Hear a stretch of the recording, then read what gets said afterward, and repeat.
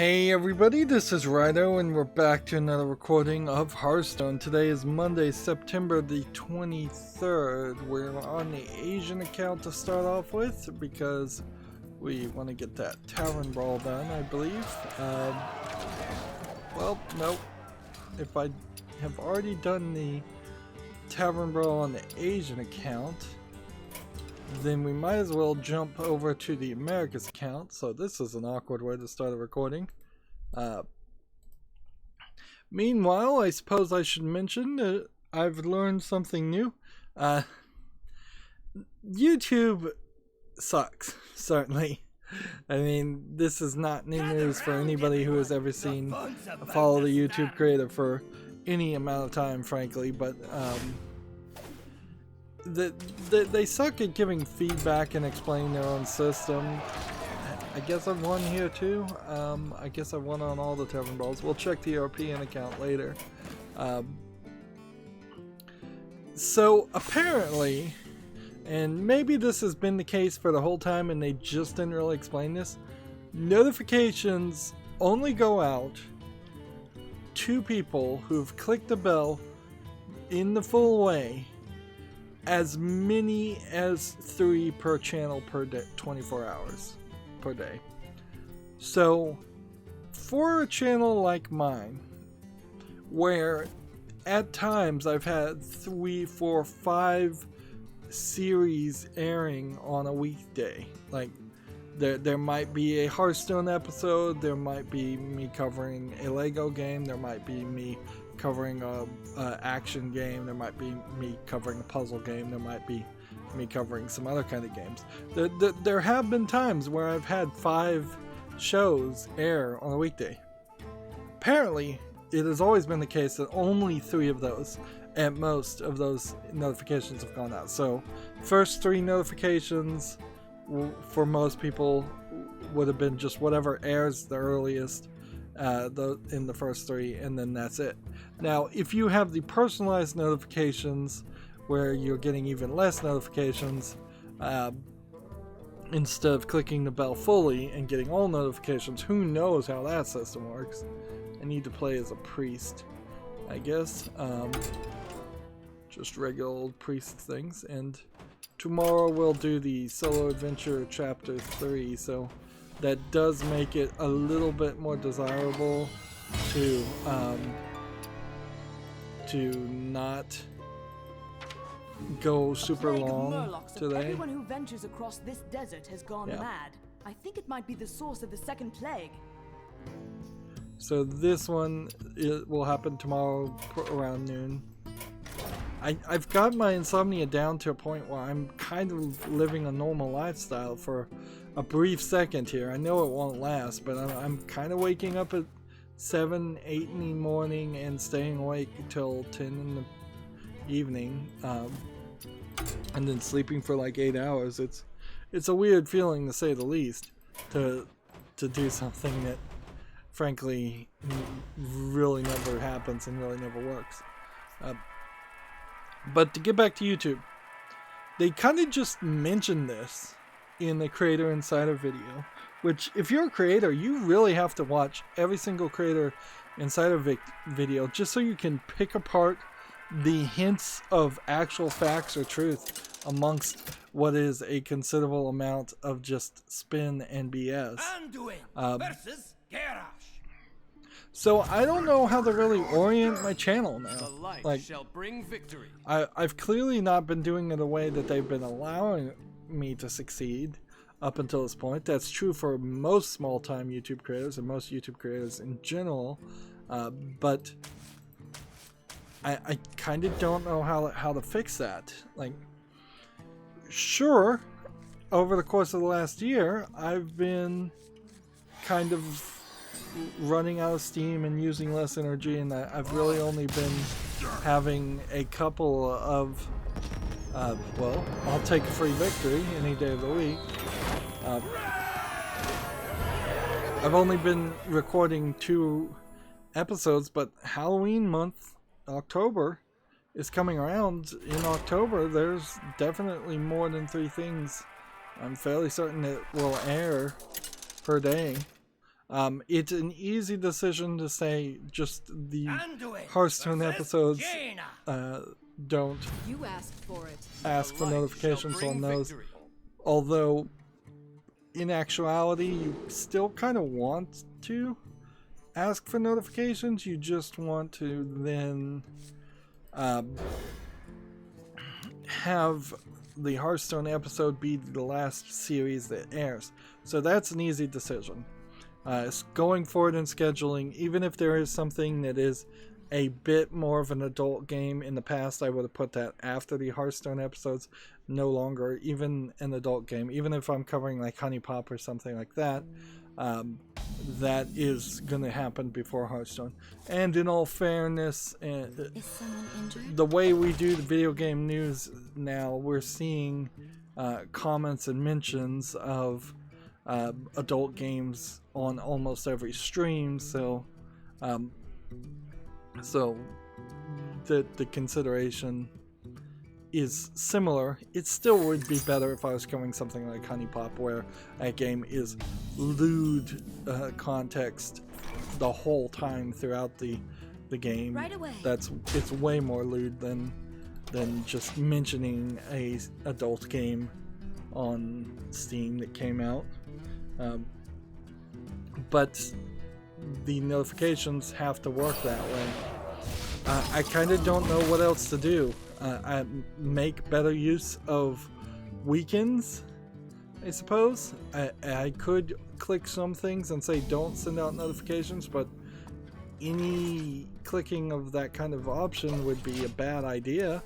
Like, I still want notifications to go out even if YouTube refuses to send them out. My intention should still be clearly indicated even if YouTube fails to comply with it. The whole reason they mention this is because the YouTube Studio Beta is introducing a new kind of deeper dive to show these are the actual numbers of the notifications we sent out. These are the reasons why we didn't send out notifications if we had a bug. This is the number of people that don't have notifications enabled either through the iOS or Android option. Apparently, if you swipe away enough notifications on iOS, it asks if you want to disable those notifications. I've never seen Android do that, so I assume Android does not do that. I swipe away almost all of the notifications for my own channel. I don't click on them and watch my own videos. I don't have time for that, so I already saw the footage. I recorded it. So those kind of metrics about just did they actually see the notifications, if they did see the notifications, did they actually click, are things that they're promising to add, and yay for that. Like more openness and more like showing something and explaining something would be great. If it did become a point where all YouTubers realized, oh yeah, the click-through rate on notifications is only like 10%, that people might be a little bit less peeved about that. That being said, there's still a lot of lack of trust that happens, so I don't think that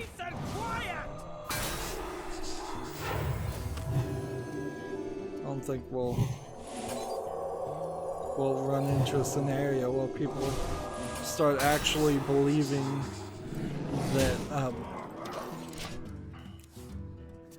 that YouTube is telling them the truth for the in its totality. We're gonna have some fun. But yeah, there kind of is no way to fix their system because their system is stupid. And yeah, I guess I get it. I get that there's probably a large number of content creators that aren't video game content creators, or there's a large number of people that simply Your rage sustains me. don't go as far as I do. Played that out of order. I totally played that out of order. Well, whatever.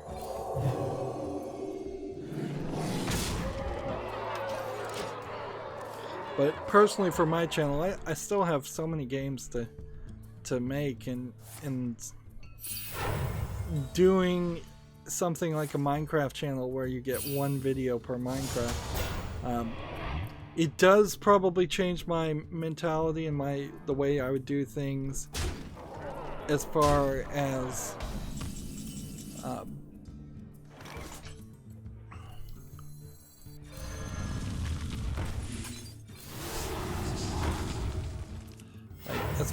like longer running series. I would never do a part 2 now. When I was covering Control,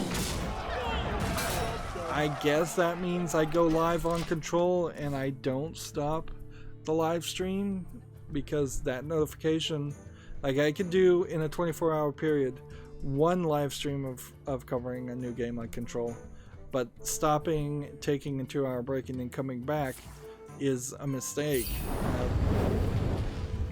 Like, this information is really going to change decisions as they're being made in probably a negative way.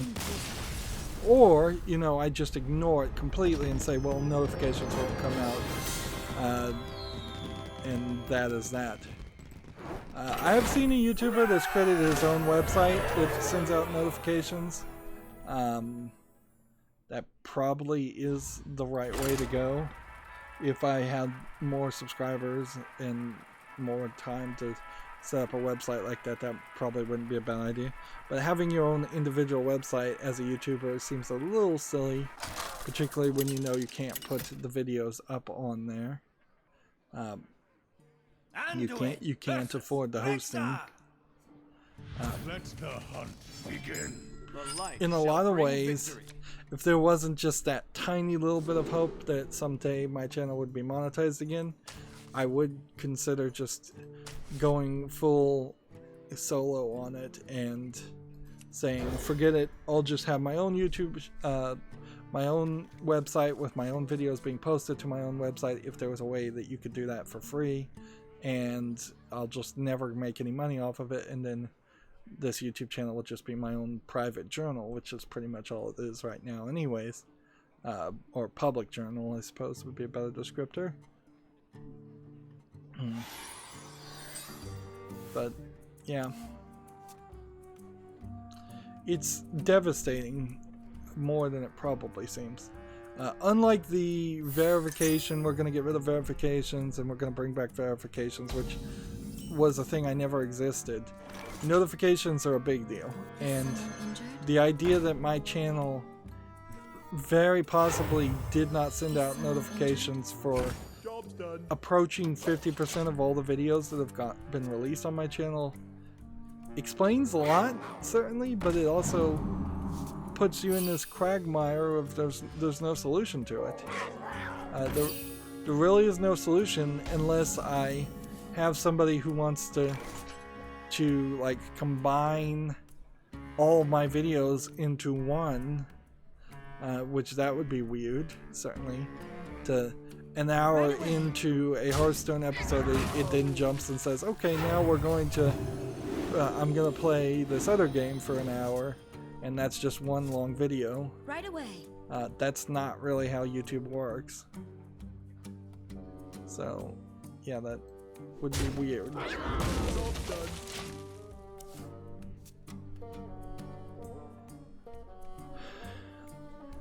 So yeah, this is kind of a thing I need, I guess, some outside feedback on more than anybody. So let me know in the comments what's the solution here. I have at most 3 notifications I can send out every day, every 24 hours. I make more than, or I at least aspire to make more than 3 videos that would release every 24 hours on weekdays at least. There is some wiggle room certainly for weekends, but not too much, because I really can't just dogpile an entire extra series on the weekends. What this would almost boil down to, and I guess this is the way you would solve this on syndication and TV, which is how I've been trying to run my channel as a kind of competition to television. Have just a game air once on Mondays, and then have the game go over the course of a year. I don't think that's realistic, frankly. It's not an experiment or experience I would really want to have. Like, having to watch a channel for an entire year to see a 30-hour gameplay because there's 30 episodes that are released on a weekly basis is ridiculous. I don't think that's reasonable even on primetime TV, and that's why I mostly don't watch any primetime TV while it's airing. And it certainly does lower my interest or feelings around any episodic shows that I watch while airing. They are not schedule appointments like I really want to watch these things type videos. They're just, oh, I'm laying in bed right now and I don't want to do anything else that's more physical than what I normally would be doing, just lying down. So I shouldn't have healed that. That was a waste. But whatever.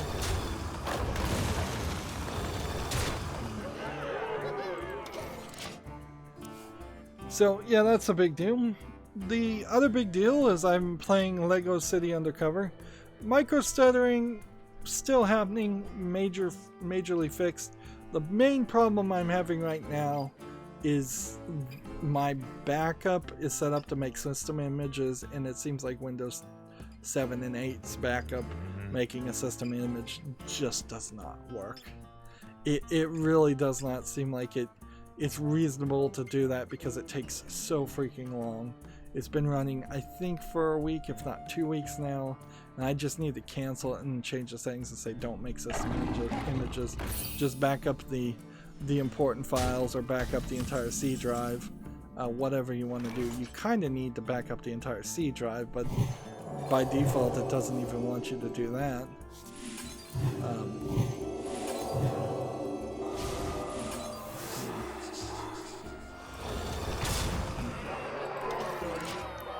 So yeah, I need to cancel that and then reapply the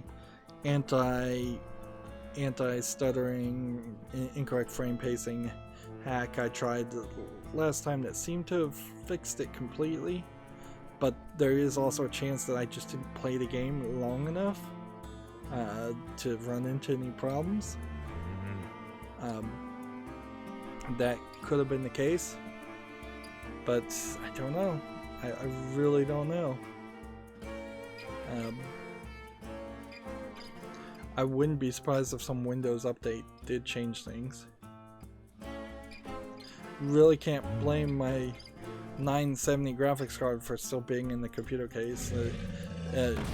If having a video card that's not the video card you're using in a computer causes incorrect frame pacing, then that's not on the video card at that point. That's on the game developers. And this incorrect frame pacing, this micro stuttering issue has been an issue to blame on the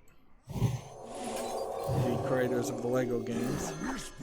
The more problematic thing, and I hate to use the word problematic since that's became a loaded term, is Lego City Underground is just not kid appropriate. It really isn't. It's made by a different company called TT Fusion. It has a joke in the middle of it where they imply that an idiotic character shoves an apple up the butt of a horse, and then they make a similar crude style of joke just a few minutes later, and it leaves this impression that this character who keeps the horse, at least in a later part, because he's lying on a floating thing in a pool, and the horse is on a different floating thing on a platform on a pool. So it does give this weird implication, or at least could be interpreted as a weird indication of him having this romantic involvement with a horse. And it's just not kids appropriate. It really isn't. Job's done.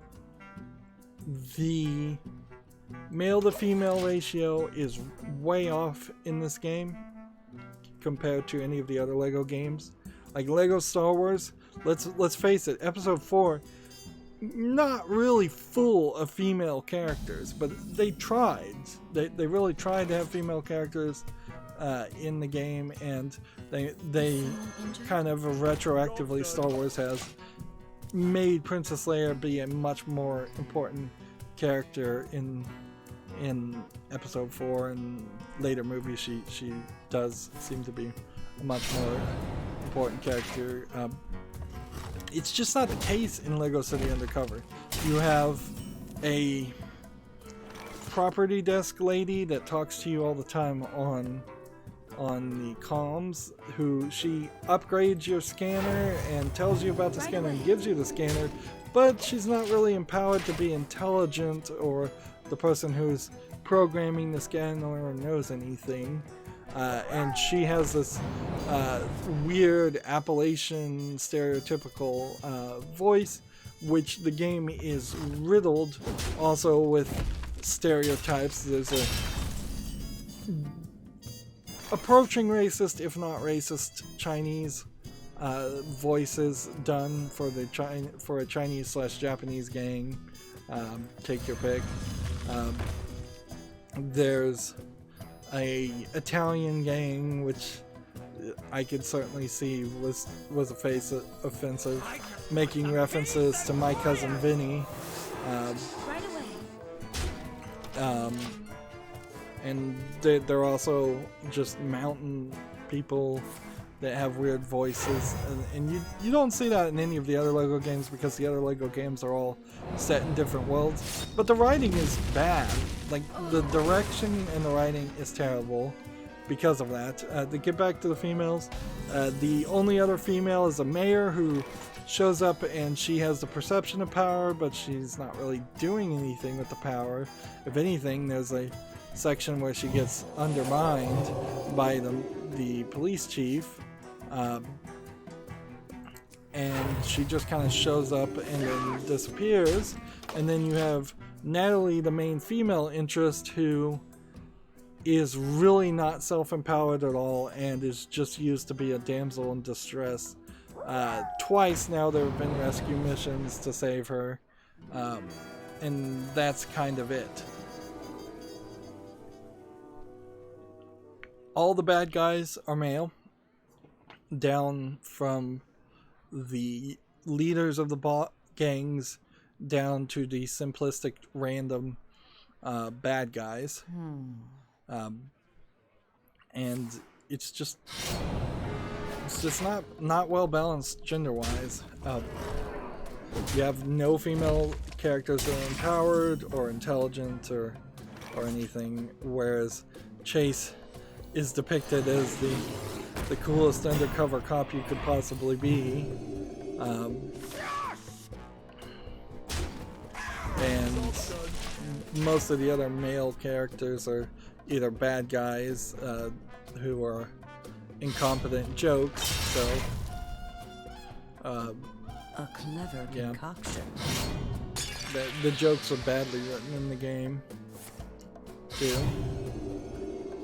So yeah, TT Fusion was the developers of Lego City Undercover, and I think part of it is the fact that they're kind of writing their own story.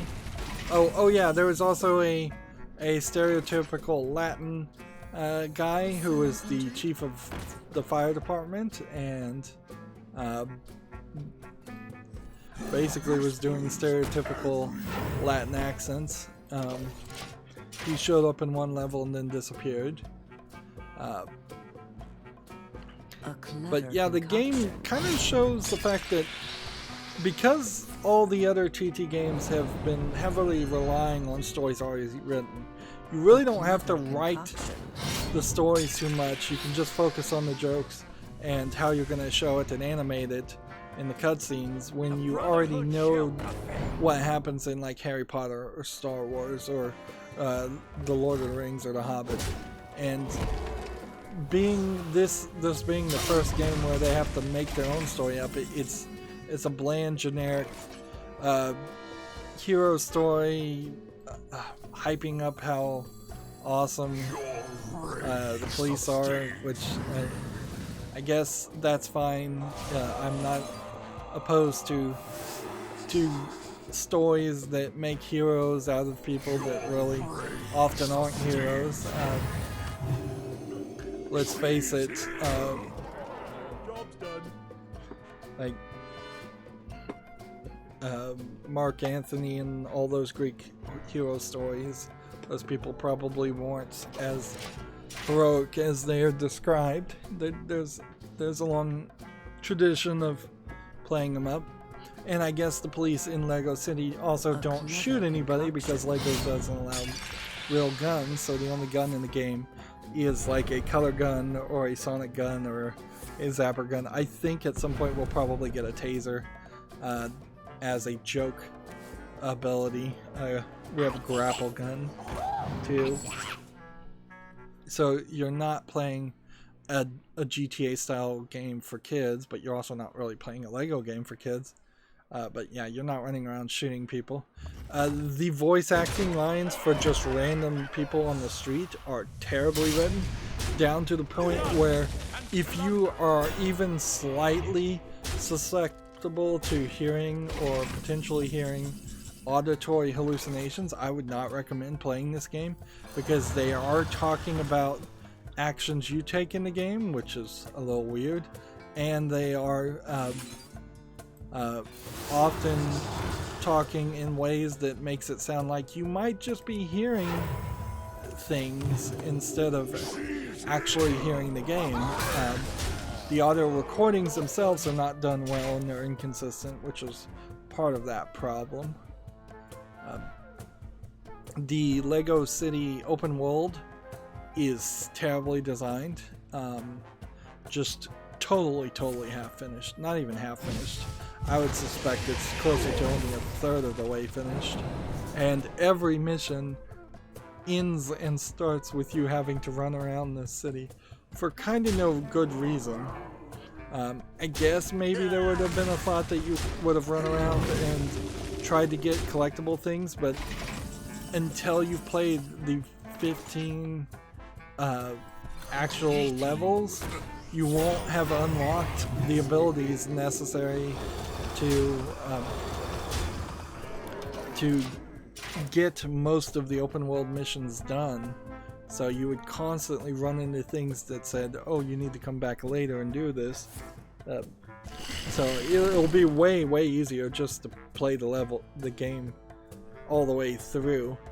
And almost certainly, unless I just happen to find a red brick that is a detector to point to other red bricks or to point to other items, I'll have to use a walkthrough. That will be the first thing I do as soon as I finish the story, is just to say, let's find the detector red bricks that point us to everything else. And once we have flashing things on the map telling us go here, and go here, it'll be so much easier.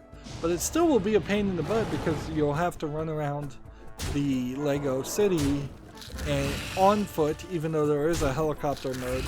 I don't think you'll really have any success flying around in a helicopter. And you can't just instantly call a helicopter or fly in any way. It seems like that's never going to be the case. Unlike Lego Marvel Superheroes, where you're playing as Spider-Man and you could climb on the sides of the walls even if it was a bit of a hassle.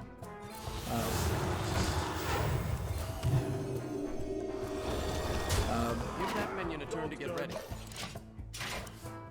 So there will be a lot of scenarios where I'll run around on foot and then I'll have to climb a building, and it'll take a good 5 minutes to run around the entirety of a building. Which that is what Lego Batman 2 did, but I was much more engaged with the story in Lego Batman 2, where I'm very much checked out on the story on this. The story does go all over the place and bounce around. At times you're working undercover for one gang, at other times you're working undercover for another gang. At one point you're sent to a farmhouse to do a side mission for really no reason other than unlock a new ability that lets you glide with a chicken, and that does not work right, so it's awkward to try and glide anytime you need to glide. I spent a good 5 minutes trying to glide with the game saying, nope, you failed, start over again. But at least it was being generous enough to reset me back to the starting point, instead of making me spend an extra 5 minutes every time climbing back to the top of one building to glide to the other building. But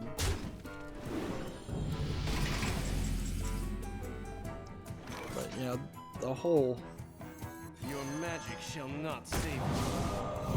the whole thing is a mess. It really is a mess. I also think that in a little bit of defense of Lego games, I probably don't remember just how grindy Lego games were. And so now that I'm sitting down and playing it, I'm like, oh man, I just want this thing to be over. Probably just getting a little irritated with games as I get older too. It's just like, I'm looking for tight, short experiences, and I'm never really getting that.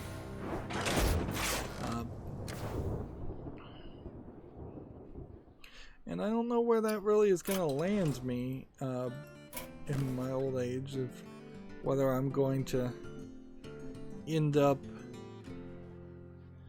playing super short casual experiences just because I don't feel energized to play something else.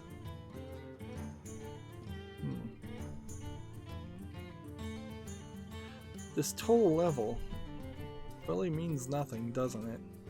Once you get everything to level 60. It's a little surprising they never bumped up this level in any fashion either. 5 years in, you would have thought they would have given you an extra 10 levels to go for, but they didn't. And there definitely would have been ways to do that with more basic cards. Alright. Well, I think we have to play as mage here. Otherwise, I'm not going to have enough play to cover all the news. And we should just cover the news. I'll continue to drudge along the Lego City undercover, but in the last recording I got into two strange rants. One about how cops shouldn't be trusted, and you should never approach them even if you think you've done nothing wrong. And then another about how CSI is basically a significant amount of CSI stuff is a lie, and people put way too much faith in the DNA and lie detectors in particular and all that. It's just, there's a reason why lie detectors are not admissible in court, and yet the police use them all the time as a way of just straight up lying and saying, oh, you failed the lie detector test.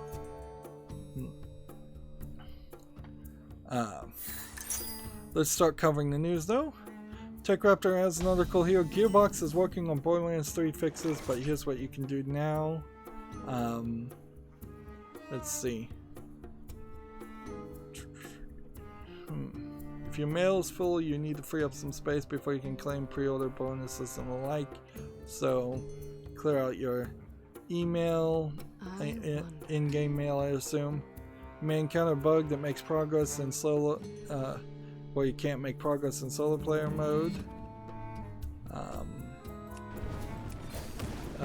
After skipping ahead in online co-op, if you can't progress or you can't can't interact with doors or NPCs. Queue into another instance of campaign matchmaking and advance your mission progress that way. So if you play online co-op, you're kind of have to host your own online co-op if you run into that bug. So I'm gonna play this. And play Job's that. done. Astounding. PC fixes in particular. You shouldn't encounter any problems with cloud savings after the recent hotfix. Frame rate and performance issues can be countered by setting your graphics API to DirectX 11 and reducing volumetric fog settings. If you're playing on an ultra-wide monitor and encounter cutscene issues, turn off Fidelity FX sharpening and visual menus. Changing the in-late game language settings can currently only be done via command line arguments of the Epic Games launcher. Let's see.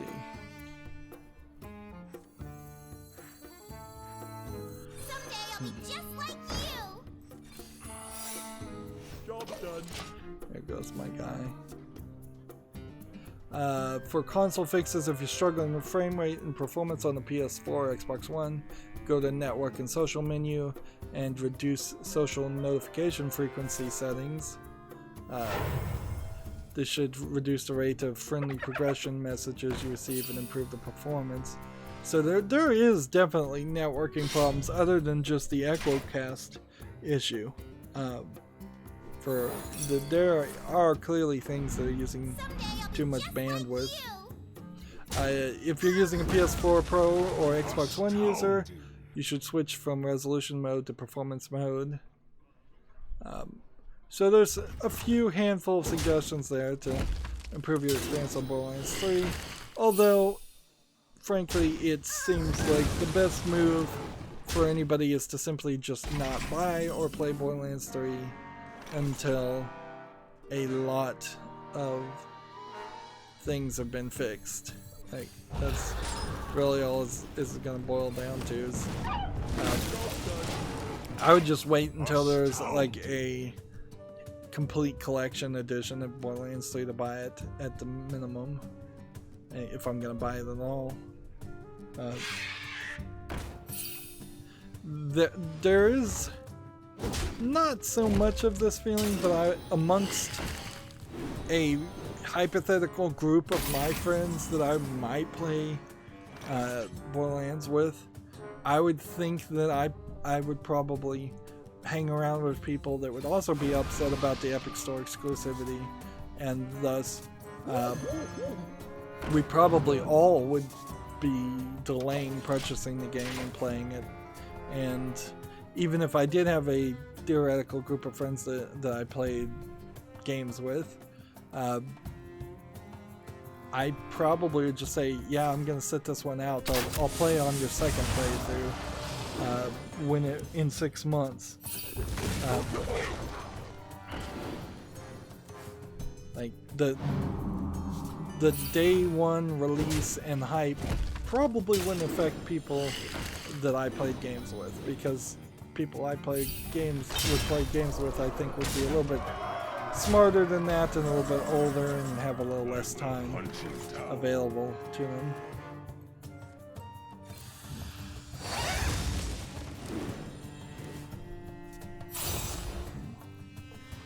Let's see. Whenever you summon, draw a...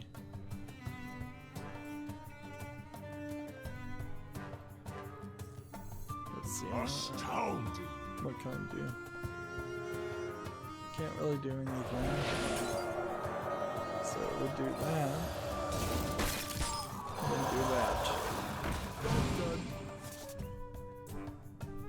Then in the turn. Next story we have from TechRaptor: What the Golf is out for Apple Arcade and swings for the Epic Store in October. I've heard this is actually one of the better Apple Arcade games, but also I kind of feel like the hype for Apple Arcade games has completely dried up after that initial release, and it'll take a while. So So you can see this is a physics game of some sort, kind of like golfing, but not really golfing. And in the gameplay mechanics, it looks to be relatively simplistic, which I think is going to be the main factor that we see for every release of everything. Let's see. Can I destroy something?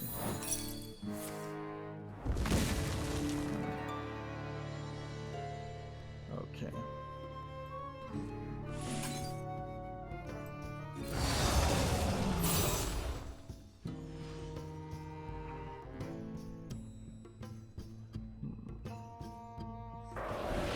Damage and freeze.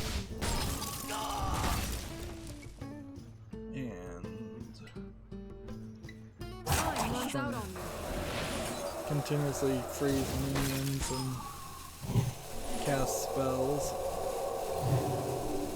Job done.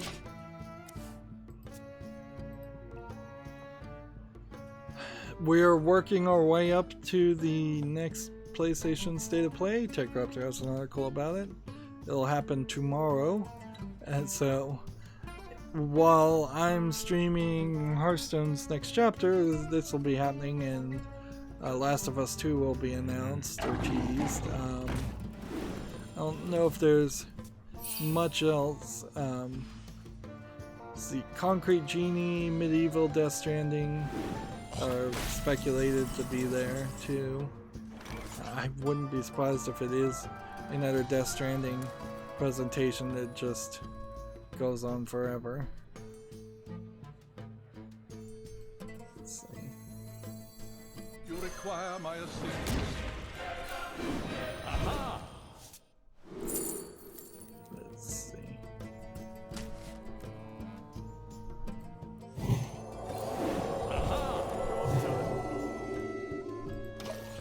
My hand is too full.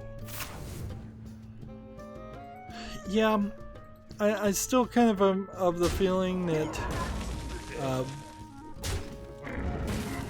that unless Sony announces the next PlayStation, it's probably not going to be a super impactful or super varied presentation.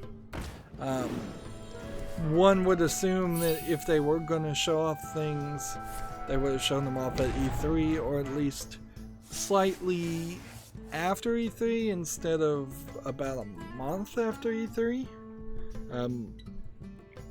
There seems like there would have been better opportunities to do that if they were trying to steal some thunder. I wouldn't be surprised if what's shown at this State of Play may have been planned to be released right after E3, but then they decided against that.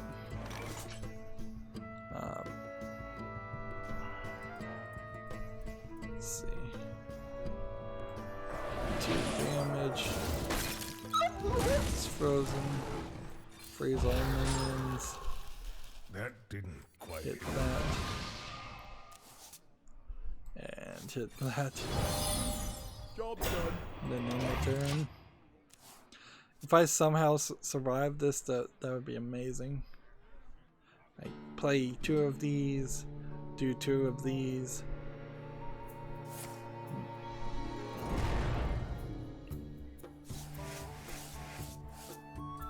Yep.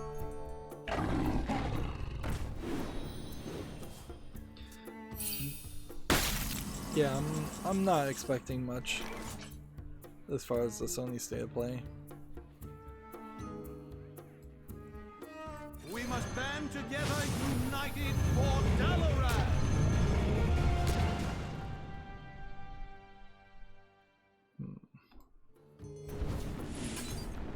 Astounding. Let's hit this.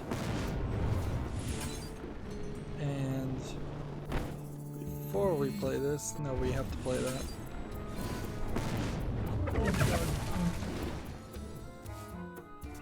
Still just trying to draw all his cards.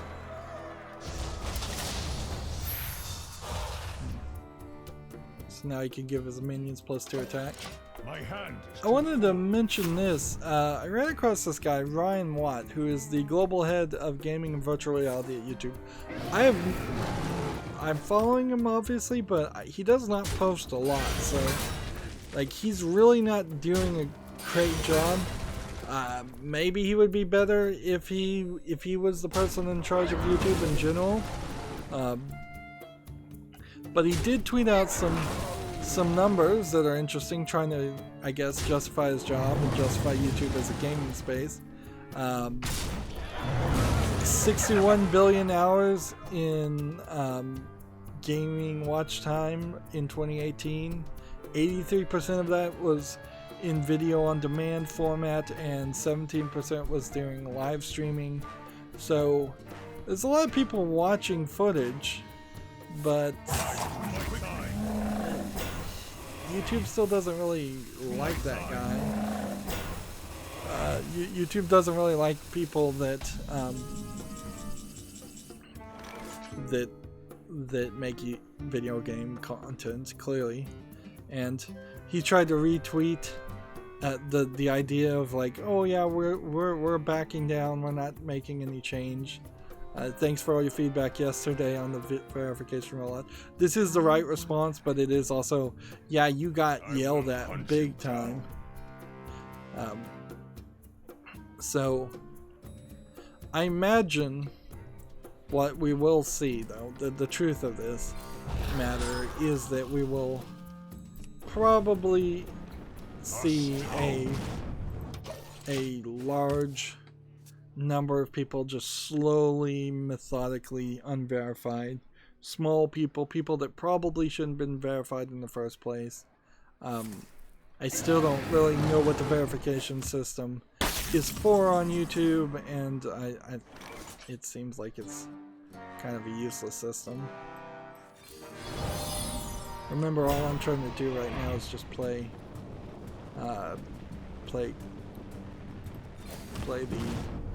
Job's done. the cards, so I'm making progress even if I am almost certainly going to lose this ranked game. Let's see.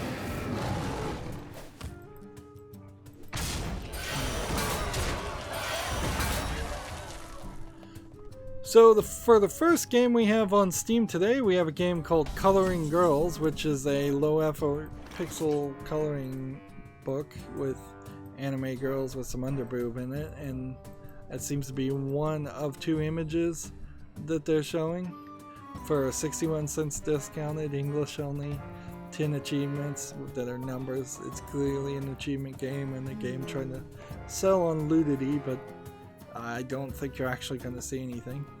Speaking of seeing things, I actually did run into a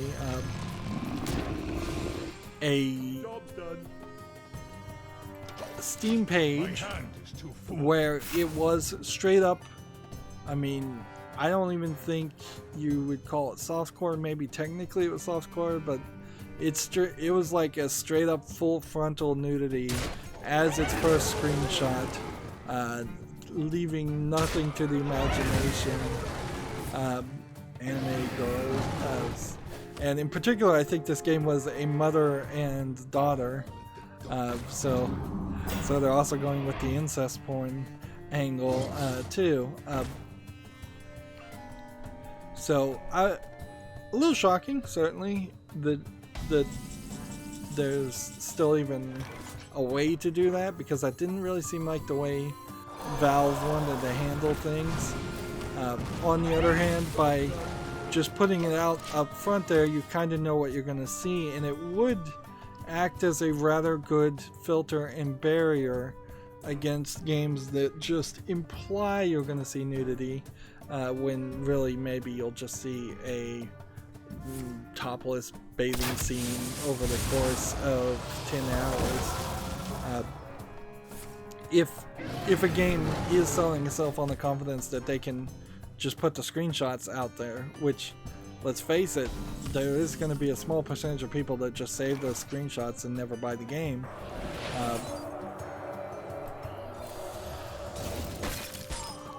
Let's see.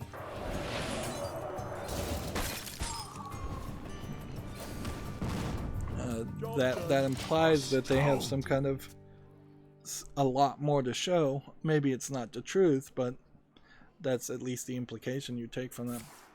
And I certainly have gone back and forth on the idea of whether oh, he's gonna take his victory.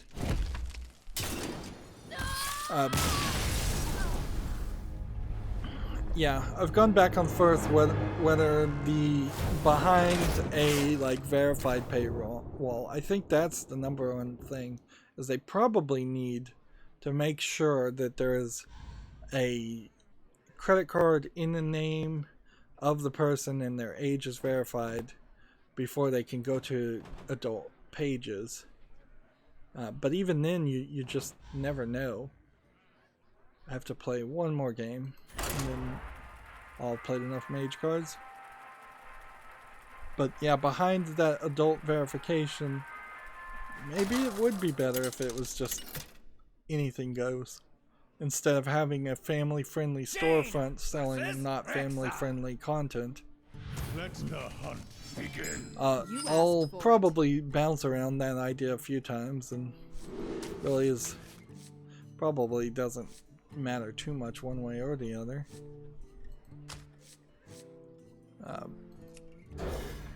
Moving on, we have a game on Steam called Chronorite 5 vs 5 action. Looks like it's an asset flip Job's done. archery player versus player game. Discounted to $9.59, a bunch of languages, third-party EULA, multiplayer only, and 13 achievements. So nothing else. By the way, the other game, Coloring Girls, in case you were wondering, did not make it to the follow list.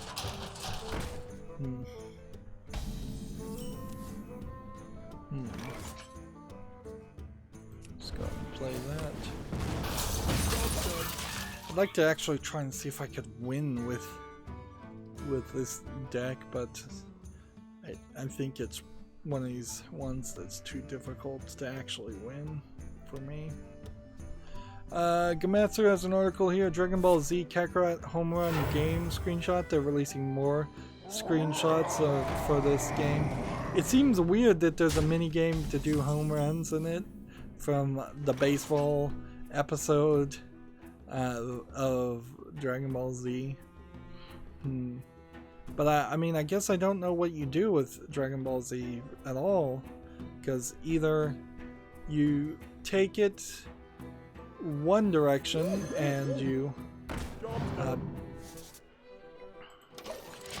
choose to have a fighting game like Dragon Ball FighterZ, which has already been done, or you take it the other direction and you try to highlight the story in Dragon Ball Z. Well, let's face it, it's not good, but there might be some nostalgia around that. I guess maybe that's the idea, but I don't think that's the greatest of ideas. Someday I'll be just like you.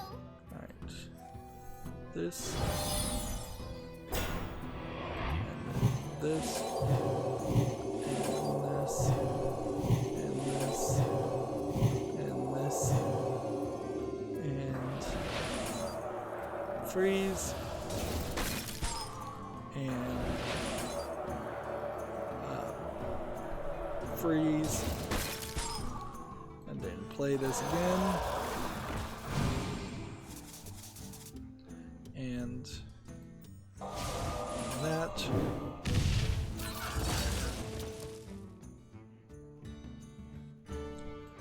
and attack for 2.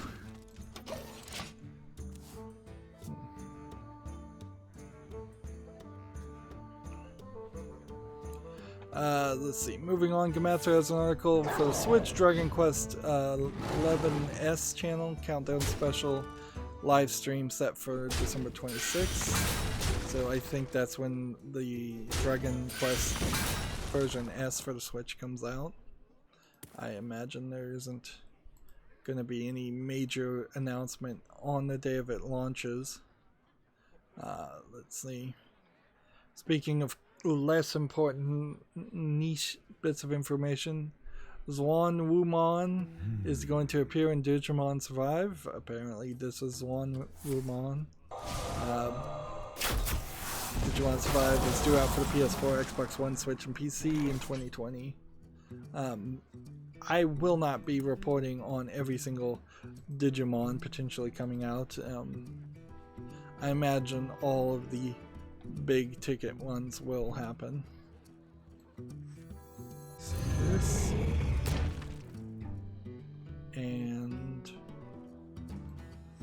copy and this. That should work rather nicely.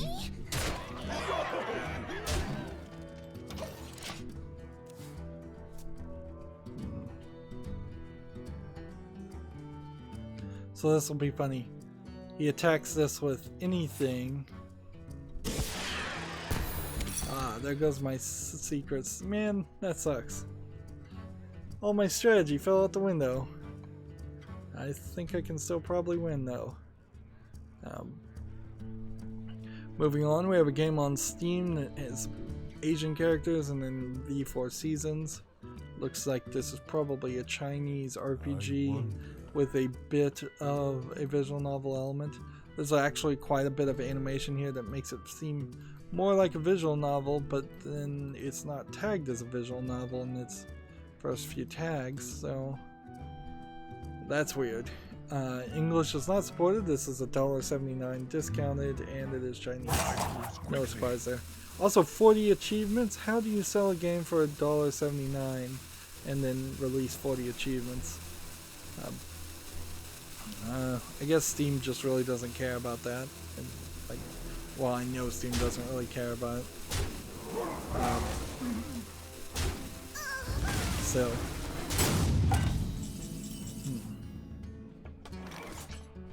Is this a mech? Well No. fought. I can see. Let's go ahead and play some cards.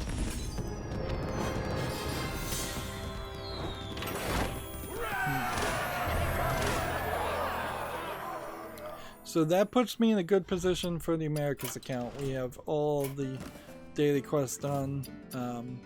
Let's go ahead and jump over to the European account. If I really just have a ton of news that we need to go through, we may jump back to the American account and try to finish chapter 1 of the solo experience. Where have your journeys taken you? That might be the right solution. Right. We need to see if we can re-roll anything. No. So we have overlap with Warlock and then Priest cards. Let's make sure we've done the Tavern Brawl. Ooh, we haven't. Okay. So this is the one we got out of order at some point, I guess. I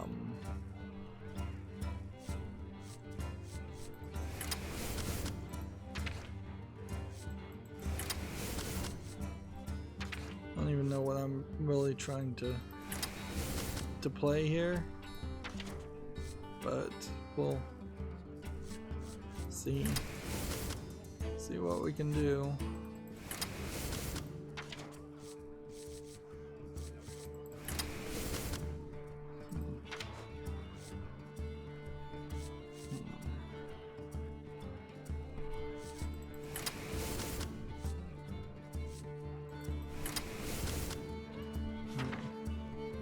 Still need like 10 more characters to play.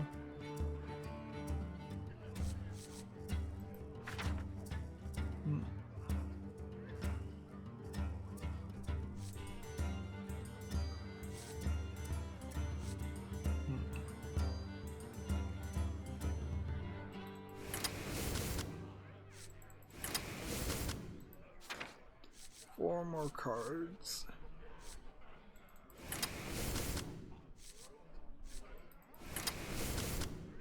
Alright, there's 30 cards. So we'll try this. And hopefully we'll just get an easy victory. Next game we have on Steam is called VR Refuse Classification. Not to be confused with Refuse Classification, which that's what I was reading originally. It's a standard VR game where you're picking up things and throwing them. Except for this time you're sorting garbage, which this is somebody's job, or everybody's job, arguably, if you are required to sort refuse. And I don't know if this is even being super accurate. It probably isn't. But yeah, this is a terrible game. For $100, English not supported, Chinese only. It almost feels like this might have been some kind of training software for employees at some kind of trash sorting facility in China. Or perhaps this is the social media credit score gone awry, and people think that Chinese company has made this game thinking Chinese citizens will buy it so that they will get classified as a better citizen because they sort their trash, which I'm fairly certain they'll get classified as a worse citizen if they don't. Greetings, friend. So who knows where this is coming from, but kind of doesn't matter. It is clearly garbage. No pun intended. Definitely not a game worth playing. And weird thing happened with the game Downwell on Android.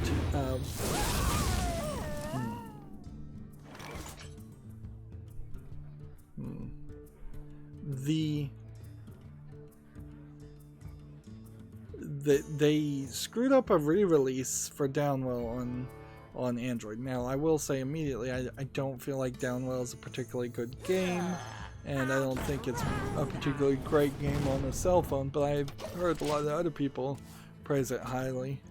I guess it was just a little too twitchy for me. But because they screwed up the re-release of a new version on Android or something like that, it's not getting explained immediately. Well, they put it out on Android for free. The exact quote here is, "Due to some complications, Downwell on the Google Play Store has been taken down and then re-released as technically a different package, resulting in the purchase records being reset and requiring users who bought the game in the past to buy the game again to re-download it." So, and then continued. It says Downwell on the Google Play Store will be free for a set period of time to compensate for some complications. They're really not explaining it well. So Downwell may still be free if you want to get Downwell on your phone. It does also highlight a potential issue that could be a growing issue with games on Android, is that there are ways to pull shenanigans and remove something that was already purchased and make people purchase it a second time. And we've seen some of that on Steam also, but not a lot of it. This. And then this. Stop copying me! Stop copying me! So yeah, I don't know what caused that to happen. My guess, off the top of my head, is that Android games have kind of a publisher name associated with them in their data files, where it's usually something like com for, I think, common, dot Google if Google made it, then dot like music if it was the Google Music thing, as their folder name for where their data is.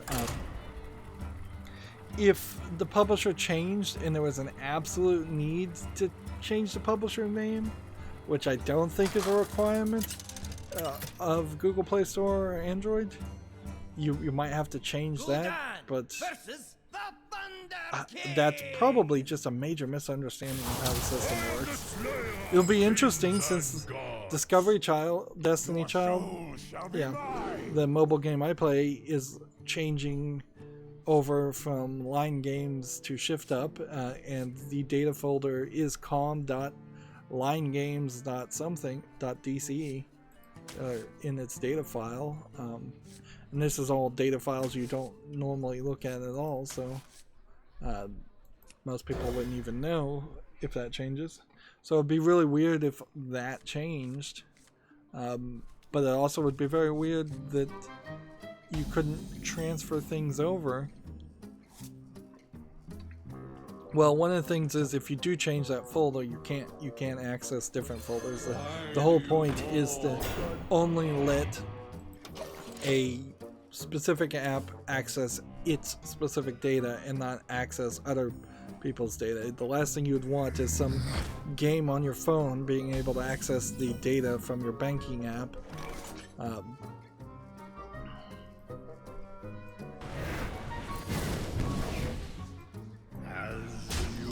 Moving on, we have a game on Steam called Stick Ninja. This is clearly a low-effort stickman fighting game, in black and white, nonetheless. $1.99, no discount. Allegedly E for everyone. I doubt it. I'm kind of glad the ESRB got rid of the free digital self-certification things, but what they'd have to do is the ESRB would have to have money and be successful enough to start going after people for violating their copyright for the E for Everyone logo, and that would be certainly a losing battle in the long run. Not worth the effort, but it's the only way you're going to really protect your brand or protect the trademark. And the other thing, I guess, is Steam could step in, particularly since Steam is a major contributor to this, and say, we're not going to let you put ESRB logos on your page anymore.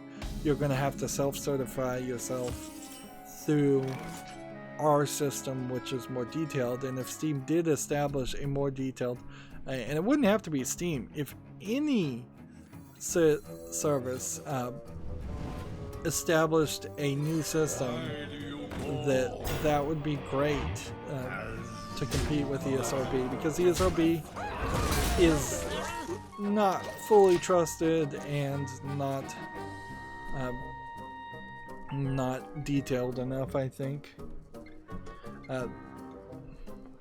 The number count in particular would be something I'd like to see, where even if you just did it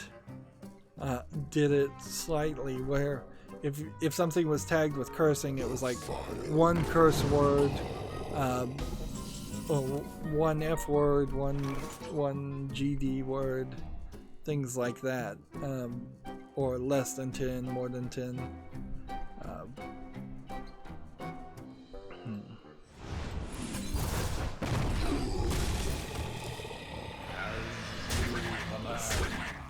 Let's keep on playing. Next we have a game called Esconteros Especiales, which is Spanish for, I don't know what Esconteros means, but it's special, so maybe it's special friends or special something, some kind of vocabulary game for Brazilian Sign Language. English is not supported. This is $10.99, and it's Portuguese Brazil. And the Portuguese Brazilian people, they certainly do know how to play the online system.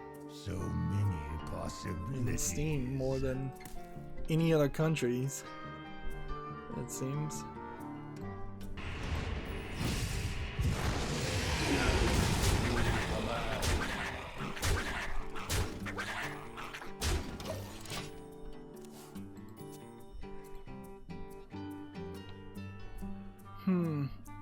Next, we have an article from TechRaptor. The World of Warcraft DDoS attacker has been arrested. I don't know if there's any more information you really need to know than that. There have been very few instances I've heard of lately where a DDoS attacker wasn't eventually caught, and frankly rather frequently and early caught. So it's not striking me like it's a good move to try and pull something like that off. Some of the ransomware people though seem to get away with it, at least so far. But I would imagine time is not on the side of any kind of black hat hacker trying to do things like that. You will eventually get caught. I don't think you're gonna pull off the perfect con and then disappear forever and live on an island based on with your illicit takings. This was not my contract. Fascinating. There are, of course, some state actors, some governments that are running some ransomware things, so I'm sure those governments are getting away with it. Moving on, TechRaptor has an article. Rumor, apparently. Swiss retailer leaks The Last of Us Part 2 release date. I don't think that really matters, though. February 28th, 2020, according to the rumor. Okay. It would be weird to release The Last of Us in February, because that's not really the best time, but putting it right at the end of February might not be too bad.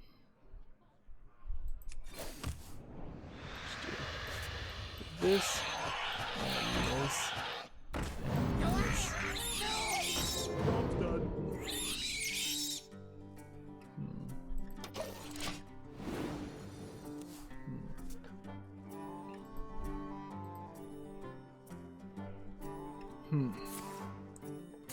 TechRaptor has an article here. The Sojourn review, unsatisfying sojourning.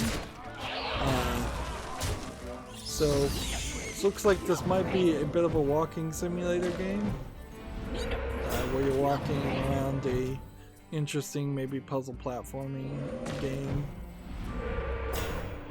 Like, I've heard nothing about it. It seems like there's blindfolded people. Let's see. Got some interesting animation building the building. Seems like you're in first person, whereas a puzzle platformer probably be better playing in third person. And there seems to be some kind of trick around looking and not looking at things, which kind of hurts your game when you can't look at the things that are happening, because eventually you will just walk off a cliff. So TechRaptor gave it a 6.0. The summary here is, let's do this. Stop copying me! Let's see. The summary is the Sojourn, despite its despite its beauty and competent game mechanics,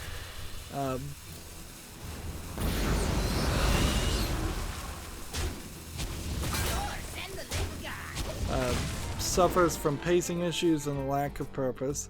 An impressive package initially, the game shows its cracks as it presses on. The pros are captivating art style, competent puzzle solving, and tons of extra challenges. The cons are weak storytelling, poorly paced mechanics, and no sense of purpose. So, yeah, that kind of sucks. Let's see. Stop copying me! Stop copying me! TechRaptor has an article here. Minecraft is getting a character creator on Xbox One, Windows, and Android. it's really, really late in the day for them to have added that. That really needed to be added at least a year ago. But I can't really complain about them finally adding it too much. It's something you needed. Alright. This and this. And cast a spell, but whatever.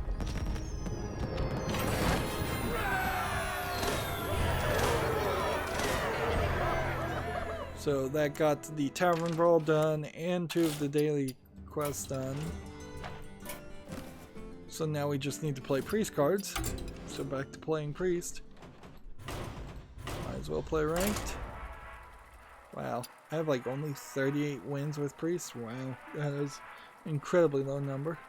TechRaptor has an article here. Luigi's Mansion 3 will have paid DLC for Skyscraper, Scarescraper, and Scream Park. Which, that's rather shocking. Like, has there been any other first-party Nintendo game with paid DLC? At all? Ever? Then it's rather shocking, to say the least. And adding it to Luigi's Mansion 3 is a weird thing. Maybe Splatoon had some paid DLC in it, but I don't think anything else did. It's really not the direction I think Nintendo should go, considering how Nintendo at least still has that feeling for being for kids.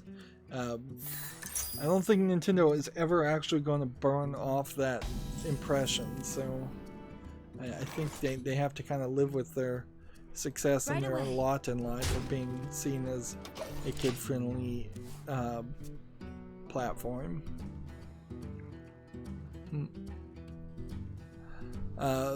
Moving on, we have a game on Steam called Dragon Slayer, which is a RPG Maker game. And as far as RPG Maker game goes, it looks like a decent looking RPG Maker game, but that's holding it to a very low bar. $3.99 discounted, English, Japanese, and Chinese. No audio for any of them. So this could be a Chinese based game, or it could be a Japanese based game originally. One assumes it's not an English game that went through the extra effort to then translate to the 2 Asian countries. Well, those aren't the only 2 Asian countries by far, but the 2 main ones as far as video games are concerned. Next, Gamatsu has an article. Blaze Blue Cross Tag Battle DLC characters Cecilia A, Mercury, Elizabeth, Toru, Adachi, Hilda, and Susano have been announced. So a collection of characters coming to Blaze Blue. Okay, and they seem to be from tie-in characters. Or at least some of them do seem to be tie-in characters from other series.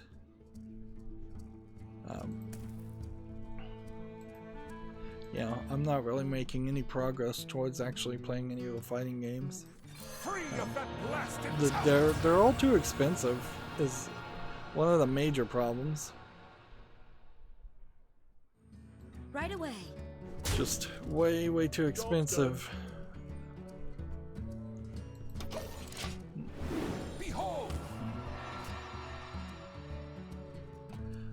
TechRaptor has an article here. A new Obsidian job posting sheds light on the new project. So let's see what it is. I believe it's a Dragon Age game, or that's the assumption. Let's see. Emphasis on you're looking for a combat designer with emphasis on exceptional first-person melee experience, which would be sword melee. Character and gear statistics, leading edge graphics, world-class RPG, next great RPG,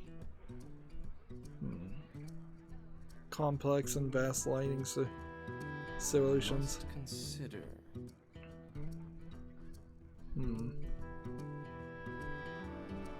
maybe Obsidian doesn't make the Dragon Age series, so maybe they're making a new game. Yeah, that might be the case.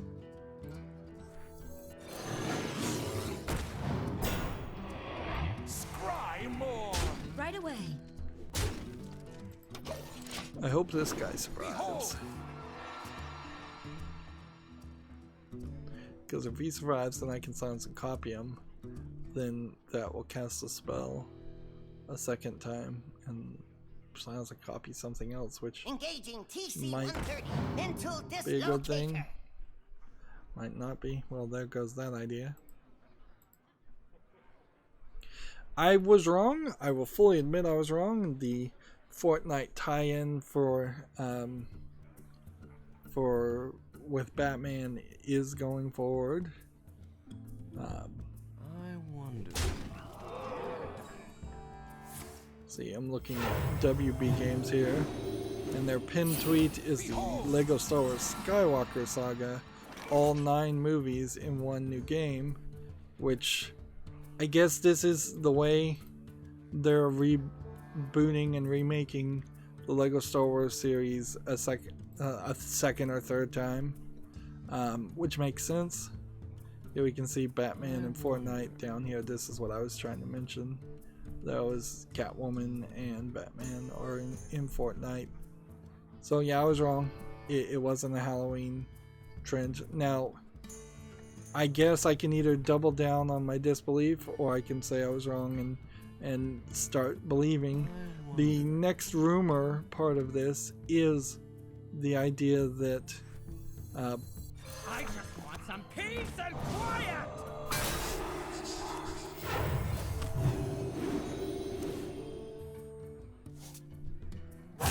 let's see. The next bit of this is potentially that there's going to be a new Batman game announced. Right now we are going through the Batman 80th anniversary, so it makes sense that there's a lot of Batman stuff happening.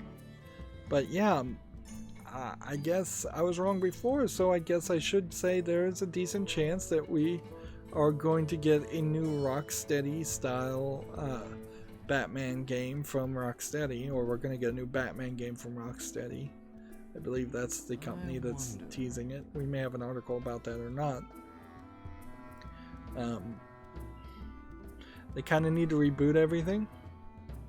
If I actually did reapply the micro-stuttering fix, and it completely fixed micro-stuttering in LEGO games, I would be kind of hyped to go back and play LEGO Star Wars again. But it would be also weird. Like, I still have like 4 or 5, maybe even more than 5 LEGO games to 100% because we took that break, and because, let's face it, there's just a lot of LEGO games. So coming around full circle and playing yet another Star Wars one is going to be a bit of a problem.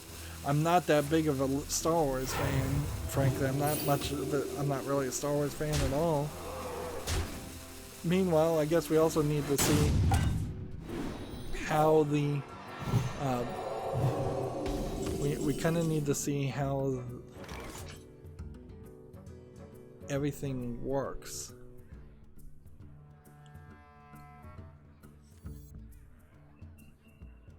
How am I trying to say that? We need to see what happens with the Star Wars movie series in the final movie, because if the 9th movie in Star Wars turns out to be a dud like the 8th movie was, then there might be a lot less interest in playing a game based off of that. Moving on, TechRaptor has an article. Upcoming Fire Emblem 3 Houses DLC brings more characters and dog petting. I guess they are just going full on with DLC. And maybe I've just been wrong. Maybe DLC has been around for the past year or two and I've just been out of touch with Nintendo. Like, I really haven't been covering a lot of the Nintendo news because it just didn't really play any part in my life, and it still really doesn't play any part in my life, but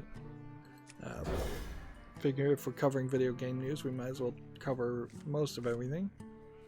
Moving on, TechRaptor has this article. EverQuest in Minecraft user Tridar builds Norath. I have no idea what Norath is, but this does look like a very large build in Minecraft. I don't know. Is this the entire map? Is there something of detail in the entire map? He has episode 0, so he's gonna do like a whole YouTube series showing it off. I went back and looked at a YouTuber, a Minecraft YouTuber that I'm watching, and he's still playing like the exact same map from like 3 months ago, and I'm like, oh man, you're still playing the same map? Even for Minecraft players who do tend to play the same map for 2-3 months in a row, this guy's probably been doing it for 6 to 9 months. It's excessive, and I've fallen out of love of watching Minecraft streamers again because there's not any big new mod that interests me. Pretty much if there's not a Skyblock or Stoneblock expansion with several new mods that can justify my attention, I don't really want to watch it. My eyes are open. So yeah, maybe if there was a new biome or something added to Skyrim, not Skyrim. Yeah, if there was a new biome added to Skyrim, that'd be amazing. But if there was a new biome added to Minecraft, that might catch my attention a little bit. This is, I guess, just an announcement that Psychopath's Mandatory Happiness for the PS4 is available for $14.99 right now. I don't know if the version of this game just got released to the PS4 or if it went on sale. Almost certainly NIS America, who I follow on Twitter, tweeted this out, and I guess it's worth mentioning. Let's see. I already talked about Fortnite and the Batman crossover, so it's not anything more to say about Fortnite. I guess you could say that Fortnite is, I think, adding an Naruto style run after that Area 51 thing, which the Area 51 protest, I think is the best way to describe it, went on relatively without a hitch. People showed up at the gates, had a bunch of silly signs, and kind of seemed like they had a good time and didn't really do anything. 2 people were arrested, I think, for minor issues. Maybe public drunkenness or public urination or something, like completely unrelated to the concept that was being put forward as a joke, that they would just run and rush the fence. It seems like nobody rushed the fence, or at least it's not being reported as anybody actually rushing the fence. And they were at a fence, I imagine, so far away from any building or any center part of Area 51 that I wouldn't even be surprised if the security guards aren't even allowed to go any closer.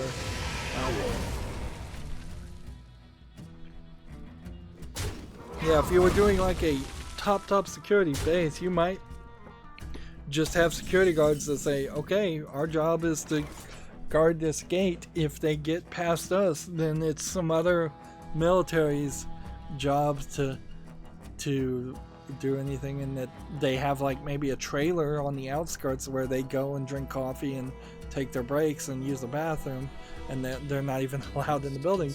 So if you were to hunt down and interrogate the guards at Area 51, I wouldn't be surprised if they could legitimately say they have no clue what goes on in there. Yeah, I found it slightly surprising that one of the offices I worked in had this high security area in the entire floor that was high security, but then the outside contracted security guards were totally authorized to go in there and walk around, and so it was pretty easy, I would imagine, for if you wanted to infiltrate that secure floor and steal the corporate secrets or whatever was in there. It's probably nothing, just records. I will fight with honor. You would be better off just getting a job with the contracted security firm, and then you would have like complete and total access with just a small background check, which wouldn't be too hard to find somebody that could pass that.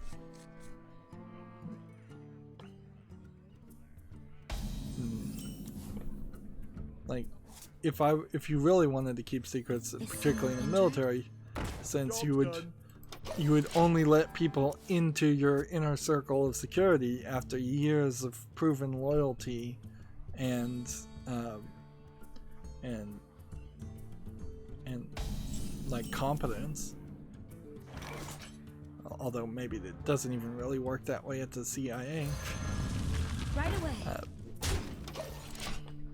Moving on, we have a game on Steam called Super Space Slayer 2, which looks like it's probably a troll, low-effort asset flip game. Shoot 'em up, way odd angle. There's more than average space on the left and right here for a shoot 'em up. $2.99, English full audio. I don't like shoot 'em up games. This trailer looks like it's made by a Joker or troll person. We could look and see if this developer's made anything else. Nope. So they're saying they're releasing a sequel and they haven't even released the original on Steam. That strains credibility. Is someone injured? I just want some peace and quiet! Right away. There we go. See, I see the beginning of the end already. There really was not a lot of news that came out this weekend. Maybe that is in part because I wasn't checking the news a lot. I was playing, I was playing the I was playing the Lego City Undercover game.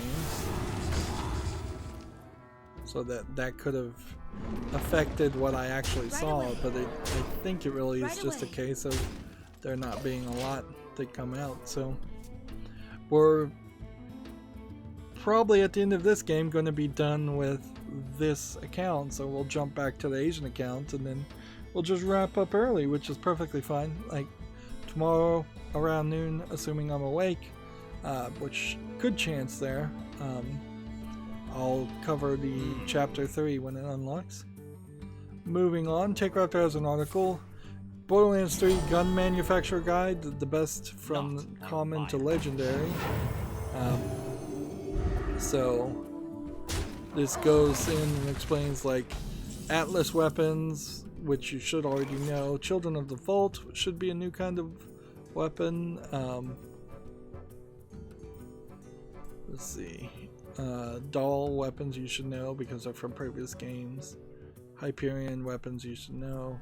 Jacobs you should know. Hyperion weapons in particular are high capacity firing. It says as you fire Hyperion guns they become more accurate. Jacobs are the revolver style guns. From what I recall. Borderlands 3 probably should have embraced an idea of having more manufacturers than just Children of the Vault. Malawan weapons, Tadore weapons, which are mostly rocket launchers. Torg weapons, which might be also rocket launchers. Vladov weapons? I don't think I ever used Vladov weapons. But yeah. They only added one manufacturer when they kind of didn't add any manufacturers in Borderlands 2. So they've had since Borderlands 1 to say, hey, let's have some different manufacturers. Or try to address something so that it feels like there's a reason for the other manufacturers to exist.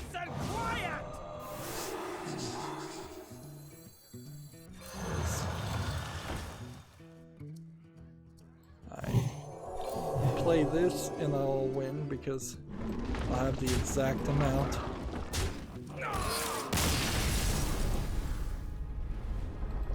You probably don't need to read a walkthrough on the types of guns, though, in Borderlands, because you're just gonna get the guns. One more game to play, I guess. You're just gonna pick up all these kinds of guns, and you'll try them out, and you'll see what they do, and you'll get a general feel of it. No big deal there. I would think for every new planet in Borderlands 3 you go to, there should be a new manufacturing or something that changes the guns on that planet, maybe making them less effective or more effective. That concept, I think, is something you can play with, as just off the top of my head. So, yeah. Even if it was just a small stat boost. The enemies you fight really don't have any kind of special vulnerability to any kind of guns, except for the elemental effects, which inevitably that's what you're looking for, is the guns that have elemental effects. And I forget which manufacturer was the one that had the elemental effects, but lightning damage will definitely put you in a very good position when you're fighting shielded enemies, to the point where in Borderlands 1, if you weren't shooting with something that was doing electric damage, you were probably struggling a lot harder to defeat the shielded Crimson Raiders.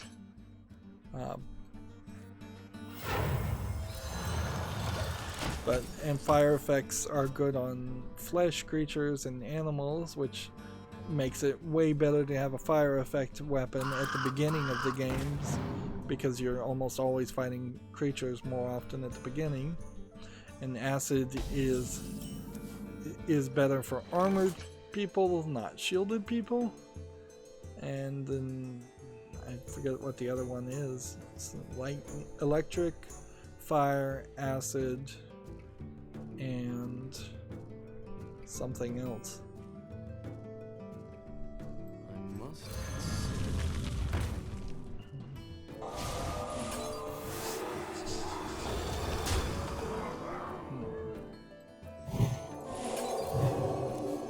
Job's done.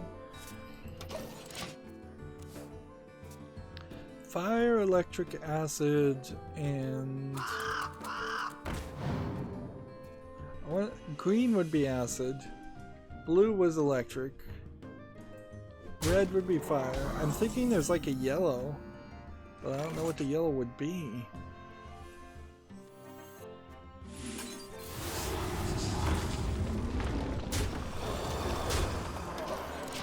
Maybe there's something that does a slowing effect or something. There should probably have been a new element added, like a slow effect, a goo effect, a water effect. Yeah, water to counterbalance. Fire would be good. Earth to counterbalance. Electric would be good. So if you're shooting something that's shooting electric damage at you, you could do something with that. You're not ready for this. A water might counterbalance poison too.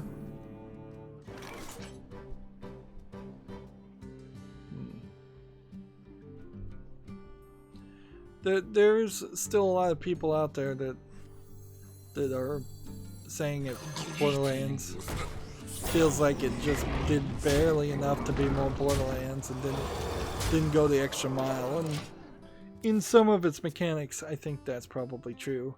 We should be going from a Dungeons and Dragons First Edition rulebook to something close to a Dungeons and Dragons 5th Edition rulebook. And I'm just guessing there, but I assume the 5th Edition has way more things in it than, or way more expansions that are just integrated by default into it than what the First Edition would have.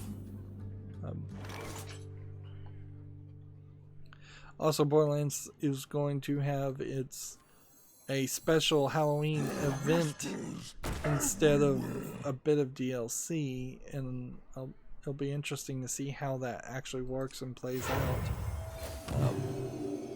Job's done. Moving on though, TechRaptor has an article. John Wick Hex launches for PC October 8th, consoles to follow. This was the weirdest announcement game, and it's... I'm still not sure what kind of game it is. I guess a stealth game? What to do? Is what it is? Yeah. This is a game I thought was a Jonah Hex, or a merging between Jonah Hex and John Wick. I imagine more people than should end up buying John Wick Hex, just because there's a little bit of hysteria about the actor who plays John Wick.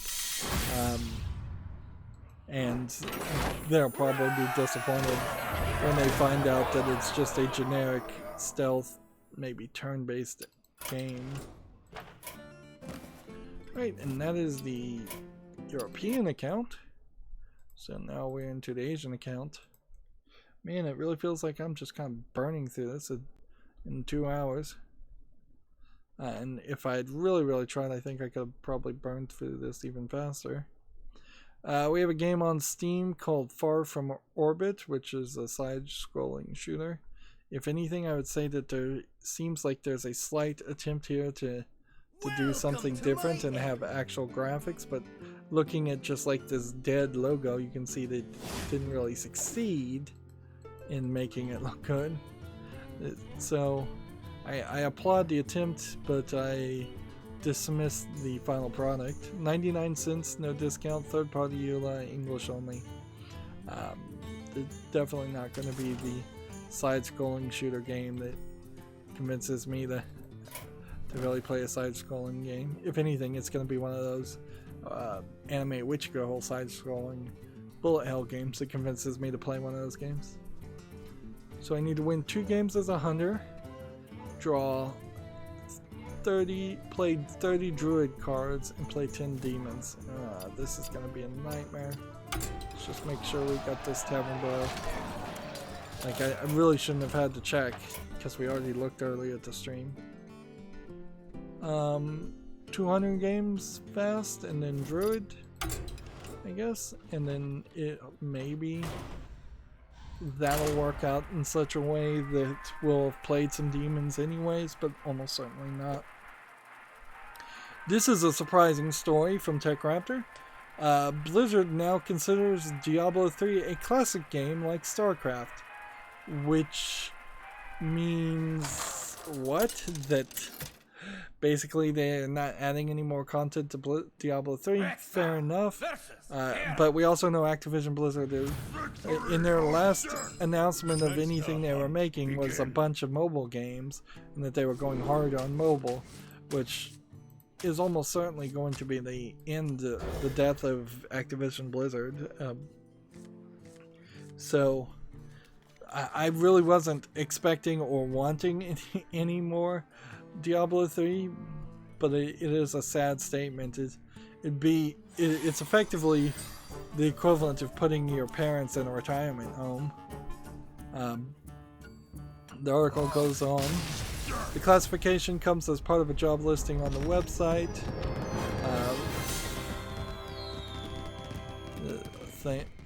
For a senior software engineer, Blizzard says it wants a hero to evolve and carry on its classic games into the future, which means probably port them over to mobile, iPad, and such. StarCraft 1, Warcraft 3, Diablo 3, and frankly Warcraft 2 and Warcraft 1, and Diablo 1 and Diablo 2, and StarCraft 2. All those games are not a bad idea to put on an iPad or a tablet game.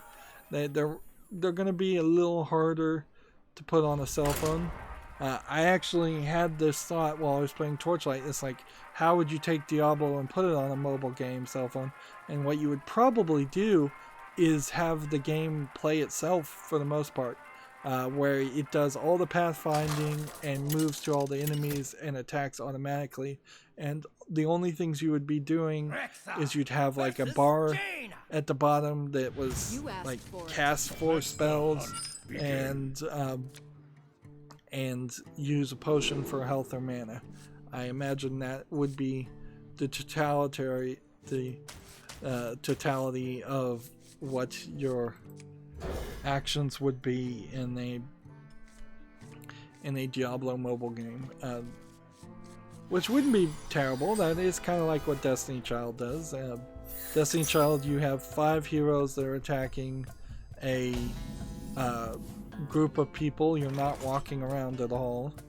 They attack when in auto mode completely, or if you put it in auto full mode, they will also do a slide skill. So if you weren't playing in auto mode, you could slide your finger up on any of the 5 characters to do a secondary attack, and then when you do the secondary attack enough, you can unlock a 3rd attack, and if you do the 3rd attack enough, you get a frenzy attack, which everybody on your team then attacks. So if you there's a slide attack, there's a tap attack. I think it goes tap attack then slide attack. I barely even know how you actually play Destiny Child, because I always have it in full auto mode and it just does it itself. There's some argument on the high levels that if you played it manually you might get a better results and do more damage, but it's fine. So yeah, I could see spells being tap attacks. I could see super powerful versions of the spells being slide attacks, and I could see a rampage / fury mode being introduced to Diablo. But what you would lose in making a mobile Diablo game, and I guess it would be mobile Diablo 3, is you would kind of lose the importance of a randomly procedurally generated dungeon, because the character themselves would just be auto moving around, unless it asks you after each room, do you want to exit through door 1, door 2, door 3? I guess you could do that, and that might add a little bit more to the gameplay as it's procedurally generating the world. But I still think walking from point A to point B totally does not work, even on an iPad. You'd just be tapping way too much, and very quickly you'll start to realize that Diablo really is a clicker game with the mouse, and you can't really sell Diablo 3 on iOS on a cell phone or a tablet as a game that could only be played with a mouse plugged into your cell phone and tablet. That'd be ridiculous. Like a Bluetooth mouse or something like that. That'd be ridiculous. So you definitely would have to get rid of the walking part. And if you get rid of the walking part and you consider getting rid of the procedurally generated dungeon part, then you are doing what Destiny Child does, which is just giving you 3 waves of enemies per level.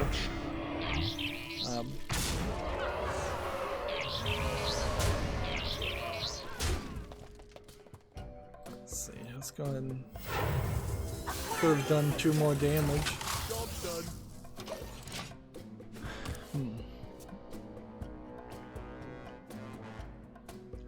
So yeah. Ready for this? it's kind of sad that this is the way they're looking at Diablo 3. Now, TechRaptor speculates maybe this is a potential freeing up of staff for Diablo 4. Yeah, it would make sense. It would be a smart move for them to work on and make a Diablo 4 and try to regain some of the audience they lost on that initial release of Diablo 3. Let's now play Druid. Although I don't even know if Token Druid has a lot of Druid cards.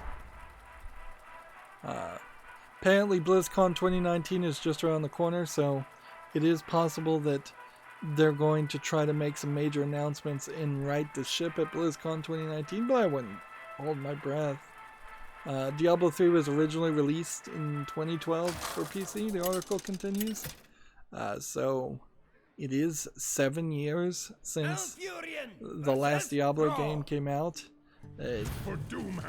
Typically, particularly for an Activision Blizzard size company, they should have had a 4-year release plan, if not an annual release plan.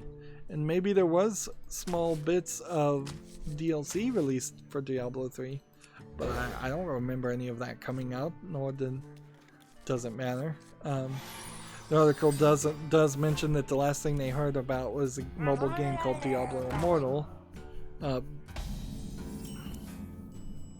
which kind of does point out the fact that you really shouldn't spend any energy at all trying to make a mobile version of Diablo, or at least don't announce it. If in the announcement of Diablo Immortal you said we're working on Diablo 4, but in the meantime here's Diablo 1 in a mobile version for you to replay that experience, I think people would be a lot happier than the idea that you were going to convince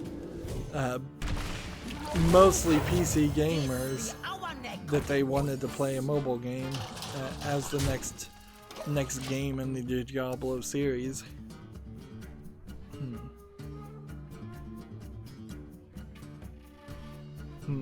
Diablo 3 was released on the Nintendo Switch, so that's it.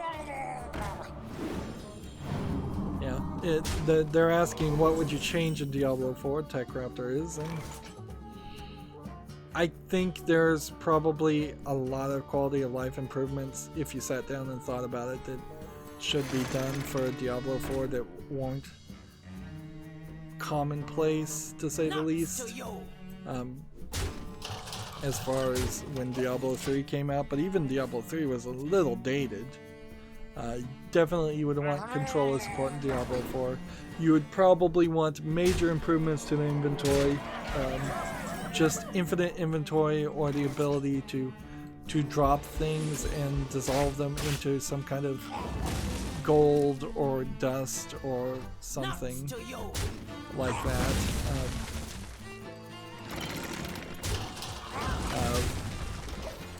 Better junk management, less junk that you're collecting in the first place, more enemies, probably a better story. I don't think you can just tell the same story over and over again with Diablo. I think you probably need to set it a little bit ahead in the future so that there's perhaps a slight increase in technology, but you can't go too far in the future where you would add guns or anything like that. It's still going to be swords, spells, staffs, bows, arrows, and shields, but maybe you could add a little bit there. Maybe you invent the printing press or something in the world. But also, I guess in the world of Diablo is constantly attacking them, never giving them enough time to invent technology. Maybe you add some war machines, trebuchets, and such.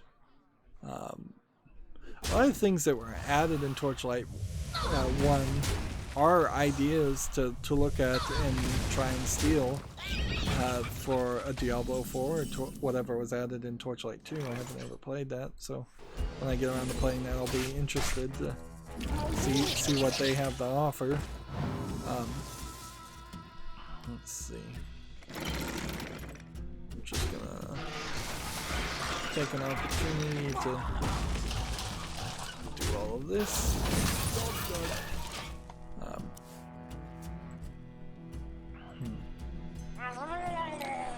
Whether or not they consider Diablo 3 a classic game, the bigger story as far as Activision Blizzard goes is Activision Blizzard, in my mind, will not be righted, probably ever, but if they were going to get back on the right path, they would have to probably split from Activision or have Blizzard take over Activision. You'd probably have to hire a bunch of people to replace the people you've lost, and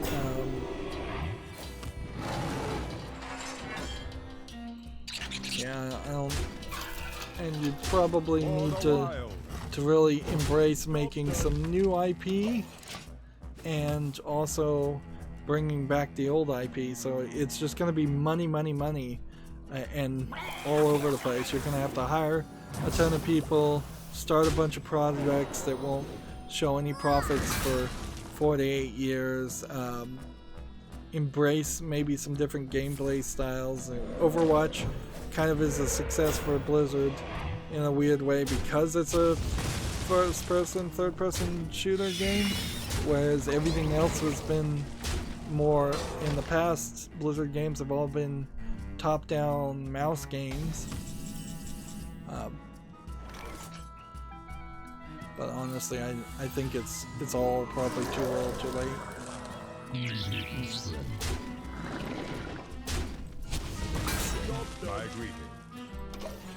Next we have a game on Steam called Bounce Ball 3D, which is a low-effort asset flip game where you're bouncing a ball all over the place.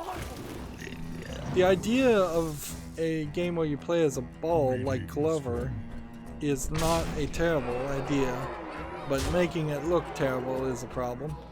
Bounce Ball 3D is 99 cents and has 3 achievements. This is probably the point where I stopped curating the games that came out on Steam. I think I probably made a mistake because I did curate too many games that came out on Steam, and so now we're in a position where I have less to talk about, which is, I guess, fine. If I have to play off screen, that's fine. Next we have a game on Steam called Root of the Woods, which is a point-and-click adventure game. And the animation looks maybe a little bit rough for a horror point-and-click game, which I assume that's what this is. It's a lot of fading out and fading in. But I am a sucker for point-and-click games, particularly horror ones. So yeah, we'll put this on the follow list and we'll see how it goes. $10.99. If you're going to make a point-and-click game, that makes sense. Russian full audio, that might be a problem. That might prove to be a Russian troll game. But we'll see. We'll see how the reviews go. I have run into, I think, a couple of Russian games that I've seen other people play that they just don't make any sense. They just are totally mistranslated or not localized at all. So I don't know if you really even call it a troll game at that point, other than you just call it a terribly made or terribly localized experience. And I kind of get it. Yeah, if you make a game for a Russian audience and you think you might sucker some Americans into buying your game, why not have somebody do a quick and dirty translation? It's not like you have any credibility to lose in the first place. Most video game publishers and developers don't. Next we have a game on Steam called Who Is You, which is definitely a Russian troll game with what looks like just a bunch of crammed together asset mini games. It's $1.79 discounted, Russian full audio, English. the difference here and why this wouldn't make it to the fall list is just looking at the screenshots and the weird random variety and silliness here and probably stolen art assets tells you that there's this is really just a troll. There was no attempt at all to actually make a product that might actually intrigue or interest somebody into actually buying it. For the wild. That, I guess. And then end the turn. Next we have a game on Steam called Super Drive, which is a low-effort arcade driving game. Infinite runner type game. 35% off for $1.29. English and Russian again. So we're still getting full force Russian low effort games and troll games. More than anybody else.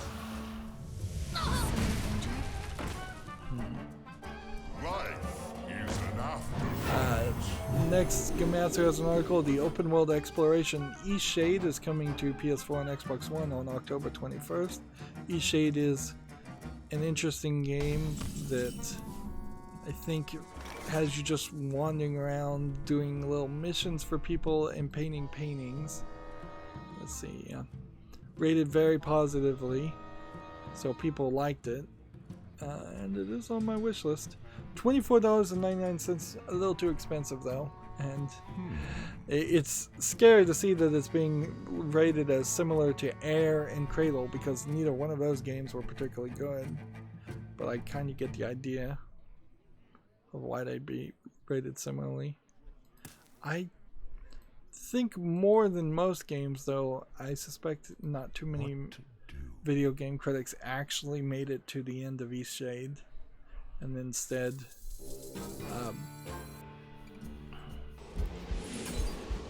just said they liked the game and left it at that. Nuts to you!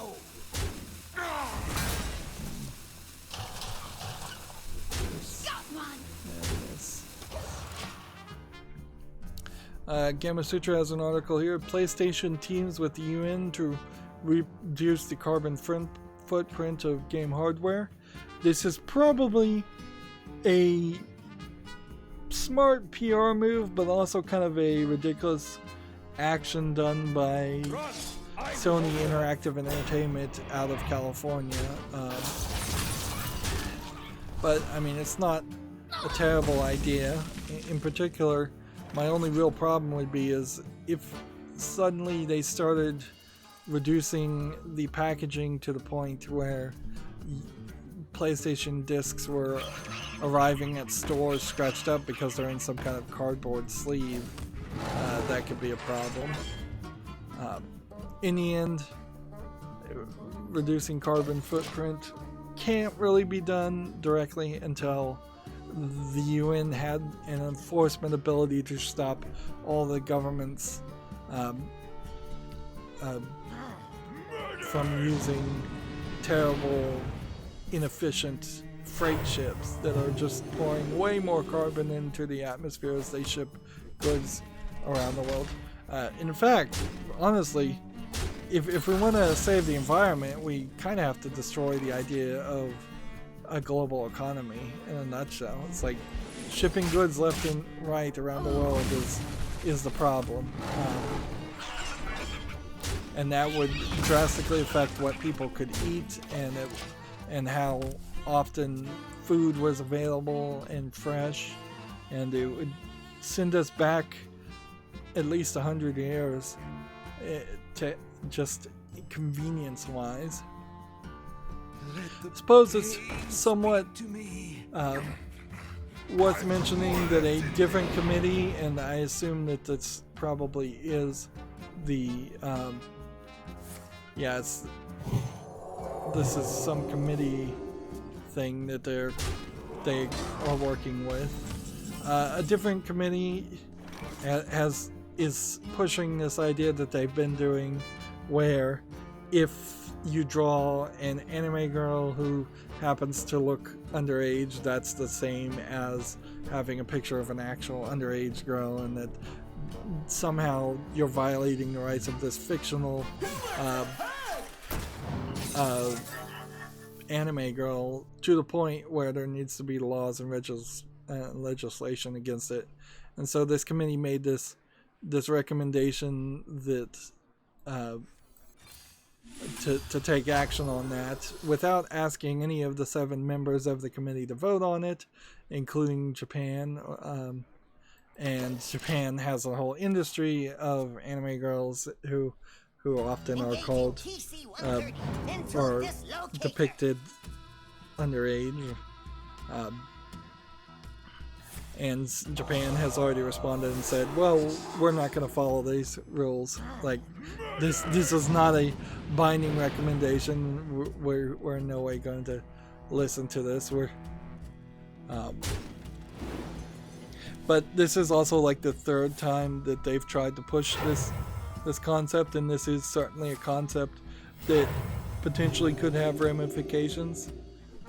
I wouldn't be surprised if you start seeing Australia and the UK criminalizing and arresting people for having anime girls in lewd states of undress and nothing else. Of course, there usually isn't anything that's brought to the courts that's that clean cut.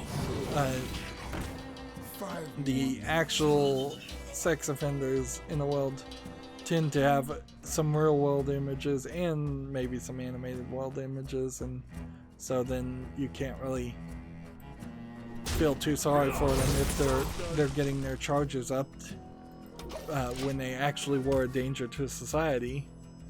But it does potentially put people who are at no risk of actually hurting anybody in a bad position, and literally hurts all the animators who are making money drawing these things and selling these images. You're really hurting real world people to protect the rights of fictional people, and you're using the facade of real world crimes and trying to push the idea of thought crimes or that you are a criminal or potential future criminal because you happen to enjoy a niche animation fetish. So yeah, it's dangerous thinking, it's bad thinking. The UN is full of a lot of that, and nothing will really come about it. Meanwhile, Australia is also banning and arresting people for having like real dolls, sex dolls. Apparently, if they look young or short, according to the government in Australia, people are getting arrested for that too. Again, if somebody maybe had the chance of being an offender and they could work through that urge without actually hurting somebody, it seems really ridiculous that should be illegal. You're protecting the rights of a fictional doll over protecting the rights of the artists who wanted to make that doll, or the industry that sold that doll, or the person who wanted to use that doll, instead of getting so wound up and so crazed that they go out and attack a real world person.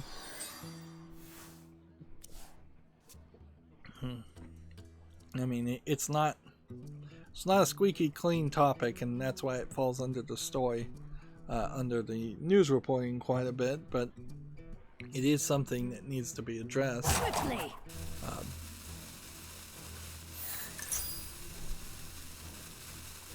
Moving on, Gamma Sutra has an... nope, that's that same article. Oops, forgot to close that tab. Let's move on. Gamma Sutra has a different article. Borderlands 3 has sold over 5 million copies in 5 days. One assumes that includes guaranteed sales, but if it hasn't, then it really goes to show that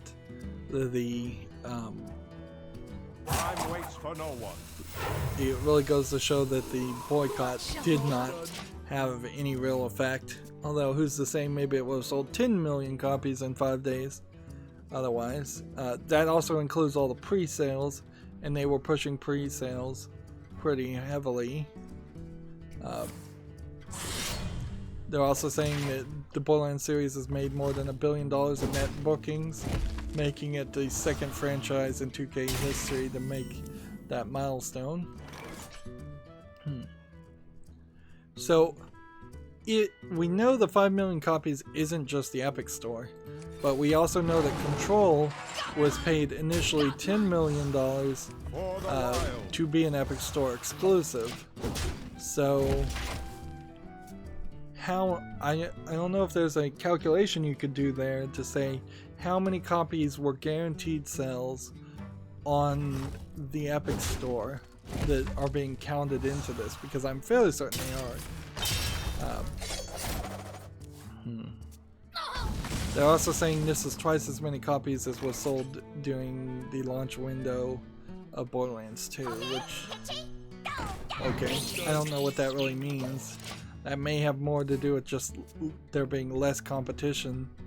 I feel like Gears of War or Halo came out right around when Borderlands 2 came out, so I really wouldn't be surprised if there was just more competition.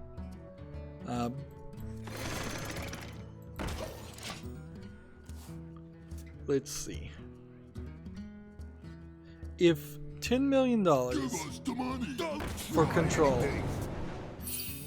and it's a $60 game, then you have to assume that there was a guaranteed sales of, roughly calculating this, I think 400,000 units, like less than 500,000. That would be my guess.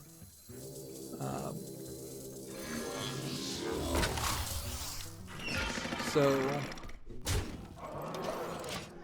in the first couple of days, 500,000 units sold on the Epic Store alone, and then maybe a couple million on the Xbox and a couple million on the PS4. Do you think the breakdown really is that way, or do you think it's more balanced? Maybe it's closer to 1 1/3 million on the Xbox and 1 1/3 on the PS4 and 1 1/3 on the Epic Game Store, and that doesn't even equal 5 million.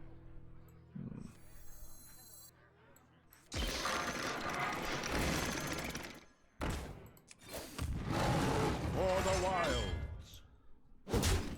Yeah.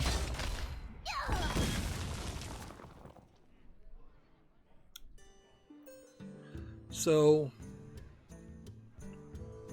I guess the other way you could go about this, and this really is just based on speculation and I should just move forward, is you could speculate that if Control got 10 million, I wouldn't be surprised if Borderlands got 20. Because remember, Remedy, well known and beloved by the mainstream video game journalists for sure, but not super well known for making great games. They had just made Quantum Break before then. There was really no guarantee that Control was going to be a super success. It did have some E3 hype, which I think is part of the problem why the game has so much trouble. But yeah, I wouldn't be surprised if Tim Sweeney of the Epic Game Store really did give Gearbox and 2K 20 million to secure an exclusivity deal. 20 million in guaranteed sales. Moving on, Gematsu has an article. The roguelike dungeon crawler Sword of the Necromancer has been announced for the Switch and PC. Looks like a Zelda-esque Switch game. Interesting. Let's see. The Switch version includes a code scanner feature that uses the Joy-Con's IR camera to scan codes distributed physically and digitally to let players obtain objects and monsters with unusual Attributes. Ooh, so it's almost like Monster Hunter. I didn't realize you could do a barcode scanner concept with the IRs on the Joy-Cons. I kind of forgot the Joy-Cons had IR on them. I guess the Wii and Wii U's could also have been barcode scanners also. So this looks like it's a fast dash, not very heavily populated Zelda-esque dungeon crawler. Doesn't look terrible though. I'll be interested to see if it comes to Steam and what happens then. I've got like nothing. So let's do this. Time waits for no one. This.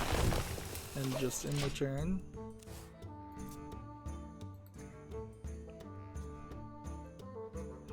Next we have a game on Steam called Industrial Works, or Minecraft. If you take one look at it, this is a direct attempt and rip-off, and I think blatant copyright infringement of Minecraft on Steam. Early access $1.99. English, Russian, Ukrainian. The troll games, the low effort games are coming in hard and strong. Why does Valve not catch this? Why is there not somebody that knows video games well enough to know that the most famous game ever, Minecraft, exists, and that you shouldn't allow people to sell a game that looks like an exact clone of Minecraft? I mean, that's really ridiculous that there would have to be some kind of group or mob to flag these kinds of games just to get them off Steam's storefront, just to clean up Steam's database for no other reason, just to clean up their database and their files. A lot of these terrible games need to be removed. Let the hunt begin. Valve is taking their libertarian ideas too far, to the point where they're allowing other companies to potentially break the law and turning a blind eye to it. Job's done. Moving on, Gamma Sutra has an article. Ubisoft is taking legal action against the Rainbow Six Siege DDoS attackers. So we've had 2 stories today of DDoS attackers getting caught, and it's not going to be good for them. TechRaptor has this article, Become the Knight in the new Fortnite Batman crossover, live right now. Again, I was wrong. It is a Batman Fortnite crossover. I do kind of question, will we still be talking about Fortnite with such high esteem next year, by this time next year? Or will we move on to the next game?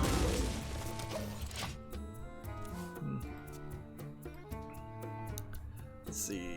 Gamatsu has an article here. Monster Boy in the Cursed Kingdom for Switch has updated its user interface color scheme options, which is interesting, I suppose. Almost seems like it's updated just so you can match the Switch Lite background colors, which maybe that's important because the game doesn't run at full resolution. Or Quickly. Is that what's going on here? No, it seems like the game runs at full resolution. I don't know why it wouldn't. Like, the resolution is already rather low for the Switch. You wouldn't have to go even lower and have black bars around your screen.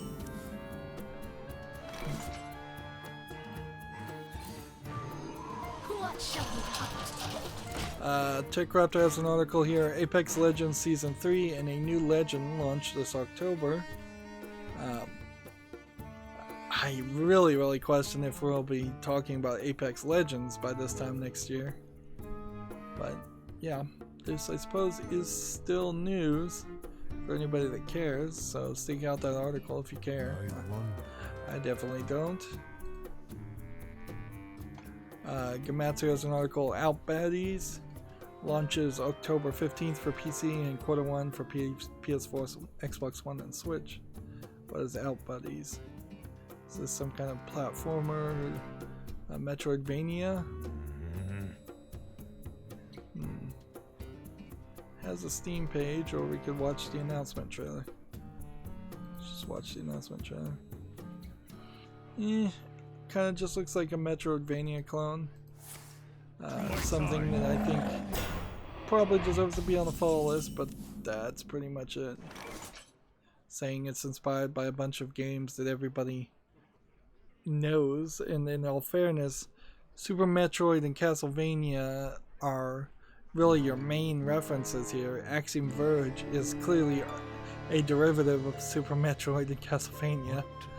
I don't think it adds too much to the pot.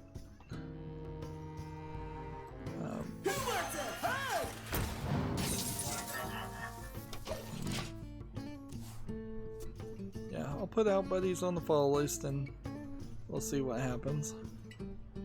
Although I am ever increasingly having more games on the fall list that don't have release dates.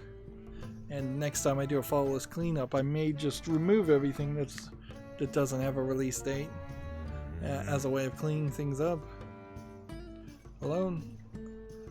Next we have a Game of Sutra article. Get a job, PlayStation, game closure, and more are hiring. So game closures in San Francisco, Tokyo, and Mountain View. Bending Spoons has a job in Milan, Italy. Sucker Punch in Bellevue, Washington. Sony PlayStation, Burbank, California. Activision in Santa Monica, California. And they're looking for a producer in Activision, so not sure what the producer would be producing, but wouldn't be surprised if it's Diablo 4. TechRaptor has an article here. Link's Awakening on Switch has a dungeon maker because of Miyamoto. I'm hearing great things about Link's Awakening visually, but performance-wise it's pretty bad, and it still is just a remake of like the third or fourth Legend of Zelda game. So it doesn't play like a modern game. Apparently Miyamoto at some point told them to put in a dungeon creator. Okay.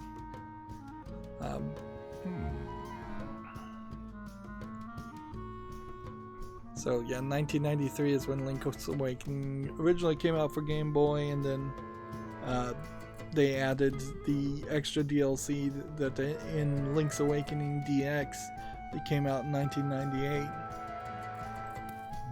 I'd like to play Link's Awakening if I could play it on PC and stream it, but since I can't, there's not really anything to say or do there.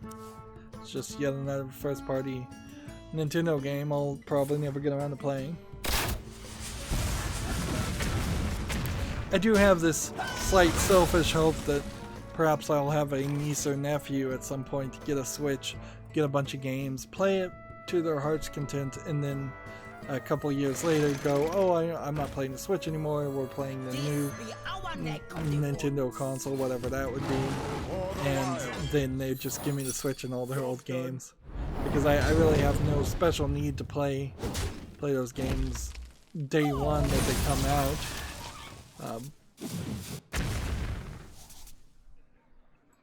And yeah, that'd be it. And I guess I don't have to involve anybody in that. I could just go to a used game store and buy a used Switch once the Switch is no longer the main console for Nintendo, and buy a bunch of used games.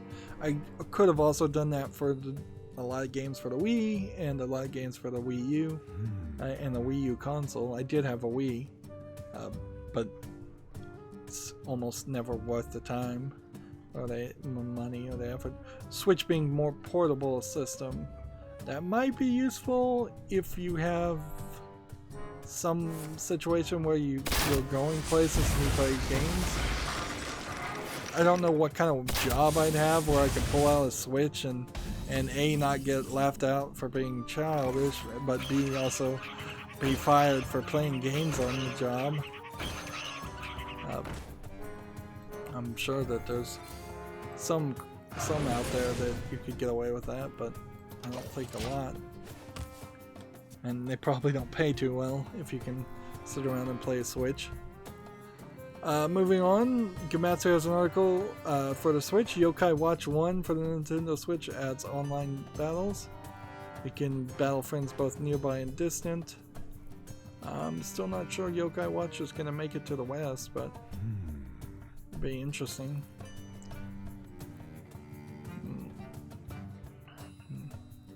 TechRaptor has this article. We've been talking about this. Epic may have paid $10.4 million to 505 Games for Control exclusivity. I just want to mention it again. I really didn't enjoy Control. But you know what's interesting is there's this TV show that I had completely forgotten about called The Lost Room.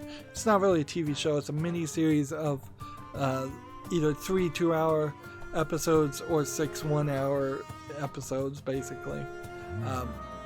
And it is 100% the same concept of Control. There are objects all over the world. There's the story goes crazy in the wrong directions. They introduce 2 cabals that exist now in the present day trying to get the items, and at least 2 other cabals that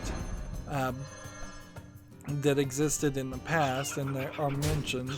And there was at least a couple cabal wars that happened, so that they were talking about cabals a lot, and just calling them cabals instead of groups was a weird thing.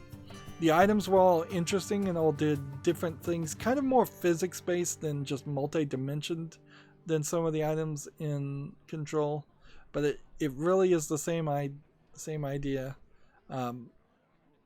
And there even is a motel that is a major factor in the Lost Room. The Lost Room is room 10 of a Sunshine Motel, where some sort of event happened to create all these items, and all these items have existed since like the 60s. But it doesn't really explain any of the backstory, so the Lost Room is very disappointing, and it's really not a good way of telling that kind of story.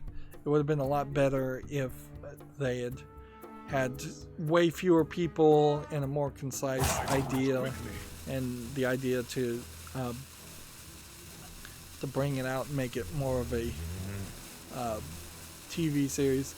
It doesn't really do the Warehouse 13 thing where it's cute and funny with crazy items. For most episodes, it goes for much more of a drama situation. The main character is accused of murder and kidnapping fairly quickly, and gets forced into learning about all these items, which people just have these items all over the place.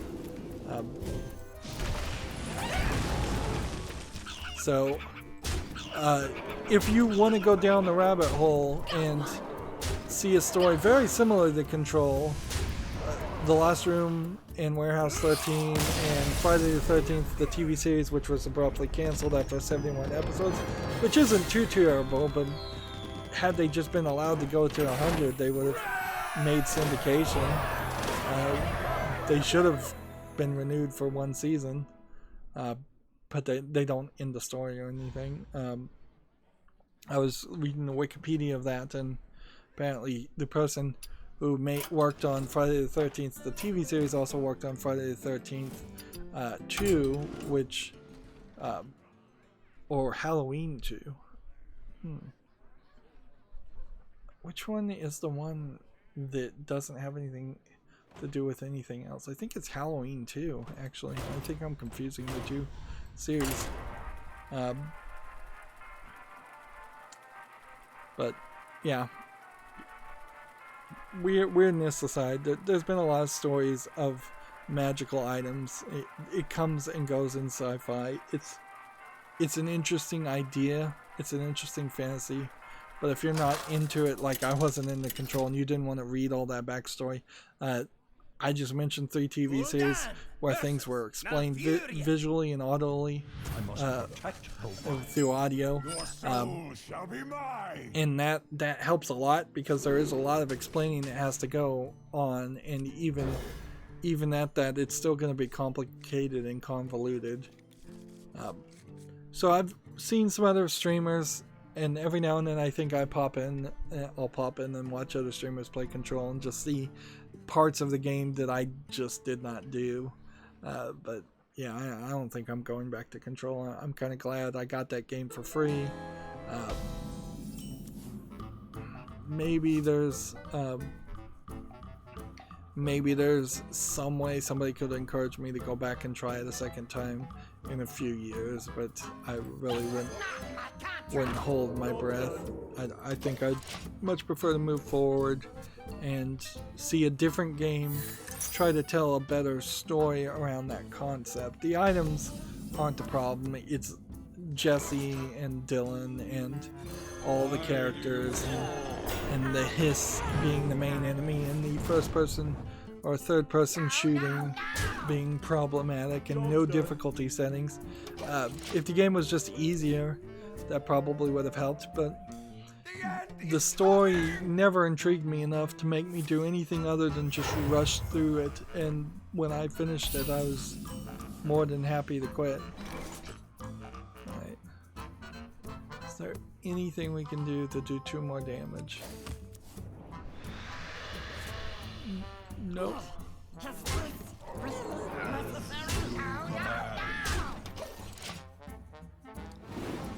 There was another TV show that doesn't have to do with items. It has to do with a cop coming back from hell working with a demon to capture stray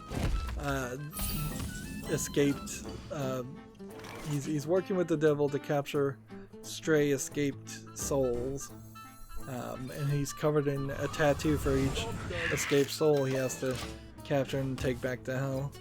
It was slightly an interesting concept, but the problem with all these concepts is they were always these low budget, usually sci-fi channel projects that would quickly get canceled because either sci-fi didn't have the money and budget to see the show through several seasons, or didn't have the confidence or didn't care. I feel like it was probably a revolving door at Sci-Fi Channel, and so one group of middle managers would okay a project, and then those middle managers would get fired, and then the next group would immediately cancel all the projects that the previous group had done.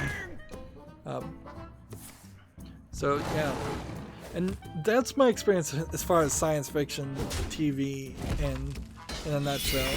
And if you really want to enjoy sci-fi, you should probably read books, which is something I never get around to doing. I'm thinking about maybe trying to read House of Leaves, which would be a huge investment in time, to say the least.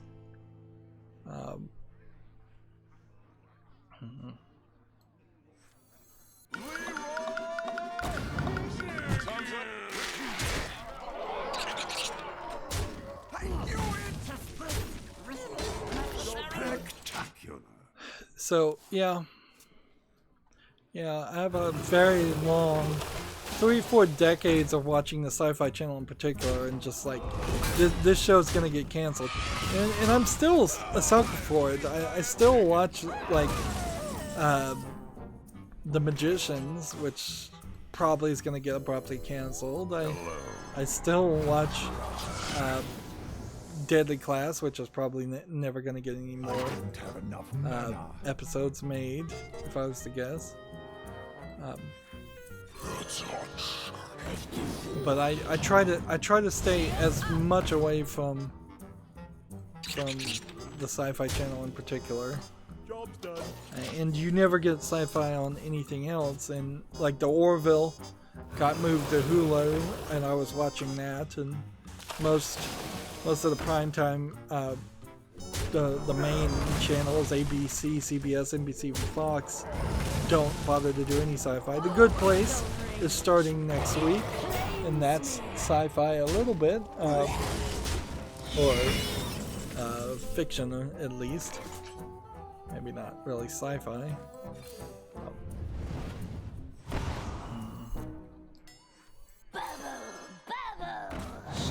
Yeah. I think we deserve better sci-fi in TV and movie, and particularly in video games. There's that Twilight Zone series that's an Amazon or Hulu exclusive. No, it's a NBC Universal, CBS All Access exclusive. It's CBS All Access, yeah. The Earth Mother was busy.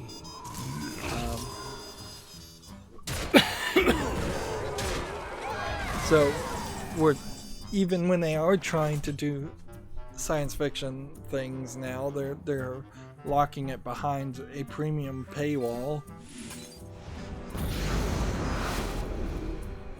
Spectacular. Let's do this. All I really need to do is cast play demons, so that's what I'm trying to do. Moving on, we have a game on Steam called Warplanes World War I Sky Aces.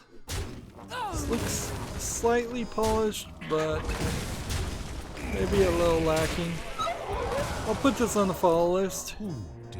It's free to play. I guess I won't put it on the follow list. It has in-app purchases and a third-party account requirement. This doesn't look terrible, but I'm not going to play a free-to-play game with in-app purchases. And,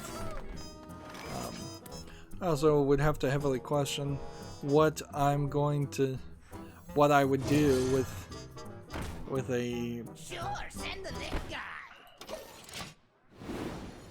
with a World War I flying simulator type game. Like how much enjoyment I'd really get from that. Yeah. I probably should cover some flight simulator games before I get into niche specific time frame flight simulators. Moving on, Game of Switch has an article. Nintendo fought hard to lower the Switch Lite's price to $200, says the suppliers. Which, honestly, if your suppliers are coming out and saying that, then that probably means that Nintendo didn't fight hard enough.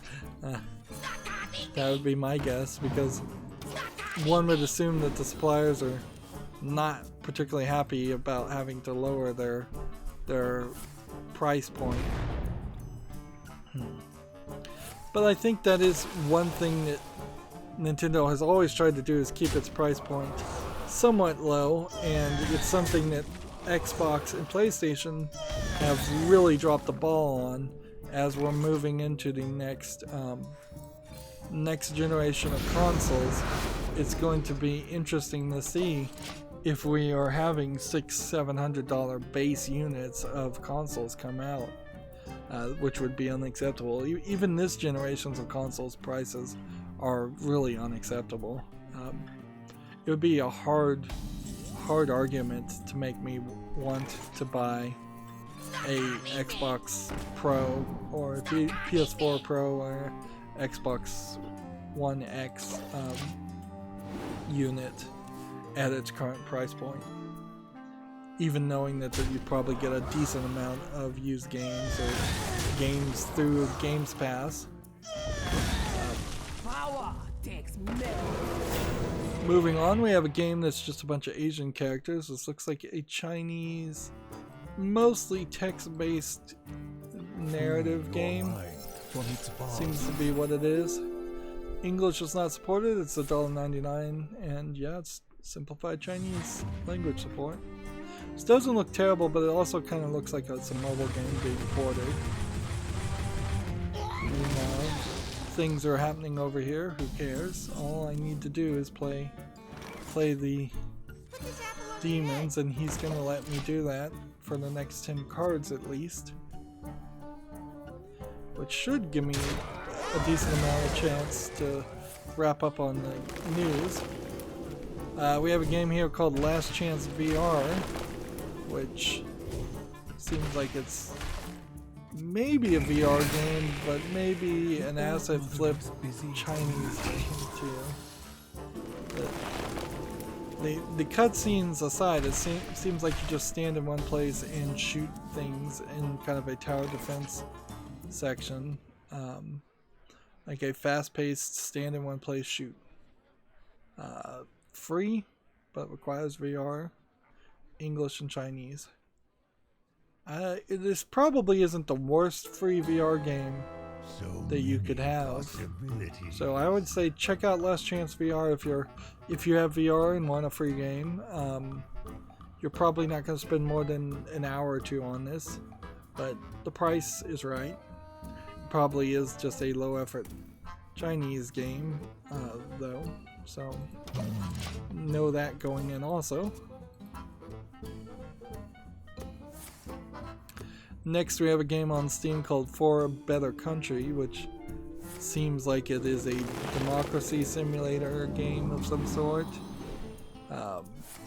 Maybe a little bit of Plague Inc. Although I feel like this very much might be a troll game too, because it seems like unless every action here that might be politically inflammatory is randomized in its results, one of these was like LGBT rights, I believe. So yeah, LGBT pride is one of them. So if it says pass the bill on LGBT pride and it always gives you a negative outcome because of that, that would be inflammatory and political, to say the least. So there's a danger there. The other issue I suppose to take from this is kind of a simplistic game and doesn't look like it'd be very varied or very interesting. And they want $7.49 right now with a discount, and it's English only in the support. I don't think this is a game that's particularly worth playing or criticizing. I think it's too potentially politically inflammatory, and it doesn't really have any kind of gameplay mechanic other than saying yes, no, and then seeing the results. Which is really just at that point an example of a choose your own adventure book. Next game we have here is called Life of a Capitalist, and it looks similar, shockingly similar to the previous game, which makes me think this is probably a Russian troll making some low effort games. $7.49 again with a 25% discount, English only. And again, at best a choose your own adventure, at worst it's a troll game. And you can see this developer also has released a negatively reviewed Balanced Politics Simulator and Tales of Ancient Knights and the Psychiatrist. So yeah, these are troll games this publisher has put out. But oddly, that publisher is not the same publisher name, and developer is not the same developer name as the previous game, so it seems like they're probably working under a couple different aliases. It would be my guess. Otherwise, it would just be a weird coincidence that that two very, very similar looking games would be released right at the same time.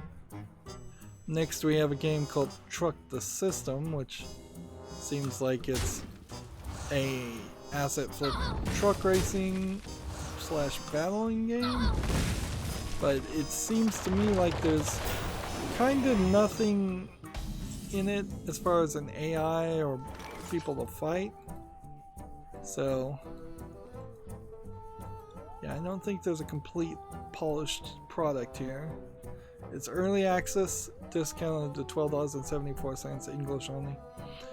If this came out of early access and was a bit more of a finished product, I might consider it, but right now it seems too ambitious and too early to be selling for $12.74. There's another demon.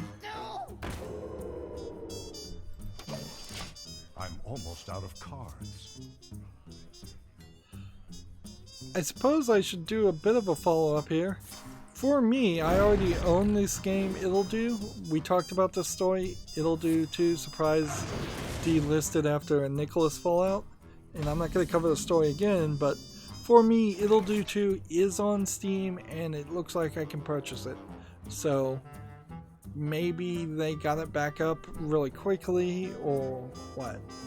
And it does seem like Nicholas is in the wrong there to randomly surprise delist a game, but it seems like the publisher and the developer are in the middle of a disagreement or lack of communication. It seems like the main issue that has been taken to Twitter. So I can also I could also see why you would want to stop doing business with a company if they're giving you trouble. And I still don't think it's too strange for a publisher to just ghost people and not respond. I think in business it's pretty common to ghost people and not respond quite a bit. Moving on, TechCraft has an article. Microsoft begins Xbox Game Pass quests that let you earn reward points and the Blair Witch movie. So now there's more things to try and do. For every one achievement point you earn in a specific list of Xbox Game Pass games, you get one reward point until you get 10,000 of them. 10,000 is worth the equivalent of $10, which is an incredibly low amount of value. And there's a full list here on TechRaptor. Lego City Undercover, that's what I'm playing right now. But I'm not playing it on Xbox. Certainly I'm not getting involved in these shenanigans and reward things. I was big into them for a brief time on Xbox, but they really don't, they're not worth the effort unless you're playing a ridiculous amount of games, and I am playing a ridiculous amount of games, just not on the Xbox. So we've gotten all of the daily quests done, so we just need to wrap up here. And so let's power through about 5 more articles. We have a game here called Real Man Summer Championship 2019. This is a low effort troll game, obviously, although it does seem like it has a ridiculous amount of polish on this. One of the videos there had a guy shirtless in a luchador outfit, and I don't know if that's animated or if that's a real person. So that might be the first instance of actual male toplessness on Steam. $7.19. This game is English only. This is a troll game, of course. Like, don't fall for this garbage. That is ridiculous. Let's see. Next, we have a game on Steam called Overboard, which looks like it's a shark simulator game where you're shooting sharks. This is ridiculous, but is this a ridiculous game that might be interesting, or is this a ridiculous troll game? It requires VR, it's $6.99, and it's English only. I'm going to put this on the follow list. I'd like to see, by the time I do the follow list cleanup, if Overboard, which is being true to its name and going overboard with the concept, we'll see if maybe this actually as a VR game might have some intriguing gameplay to it. Particularly if you are afraid of or hate sharks. A little therapy.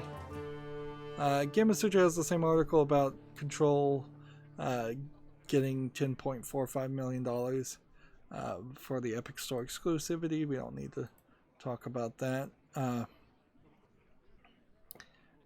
we have a game on Steam called Sexy President, which is another lewd troll game with terrible animation and drawing. I almost like the different art style here. Like, I'd like to see more people try to draw things like this and get away from the default anime art style every time. But you have to actually be good at drawing too. This game is $5.99 English only, and again, troll game, total troll game. Gamatsu has an article talking about the Borderlands 3 Bloody Harvest event. This free holiday themed event will launch in October and run for a limited time. It will include new, appropriately themed legendary weapons, character skins, enemy types, environments, and at least one spooky boss battle. Bloody Harvest is one of the first of many free updates and events to come, according to the quote. So it's odd that they're calling it an event instead of its own little bit of DLC, but I kind of like that, because in Borderlands 2 in particular, there were the Halloween DLC was considerably smaller than the Tiny Tina's Dungeons and Dragons DLC. So calling it an event might be a smarter move. One assumes, however, when you get a complete version of Borderlands 3, you would be able to play that event at any time, and anybody would be able to go back and play the Halloween event as often as they like. It would be ridiculous if they limited it just to the month of October. Moving on, we have a game on Steam called OSK, which is a pretty looking game where it seems like you might be playing as a deer. It's a lot of stationary screenshots though, so it might not really be anything. But it's pretty enough to show that there was an effort put here, enough to put on the follow list. Looks like it might be a platformer of some sort, climbing up trees. So it's selling for $4.24 right now, discounted, English only. And no guarantee it'll be good, but good enough to be on the follow list.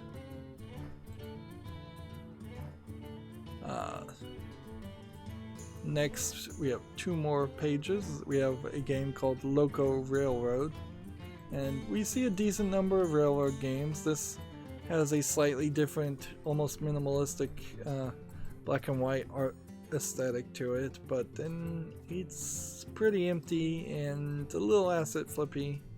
I don't think it's good enough to really be on the follow list. It's early access for $14.99, English only. Yeah, I don't think that one needs to be on the list. And then we have a TechRaptor final article here.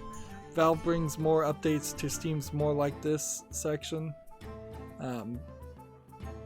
I don't know if there's really too much to say there.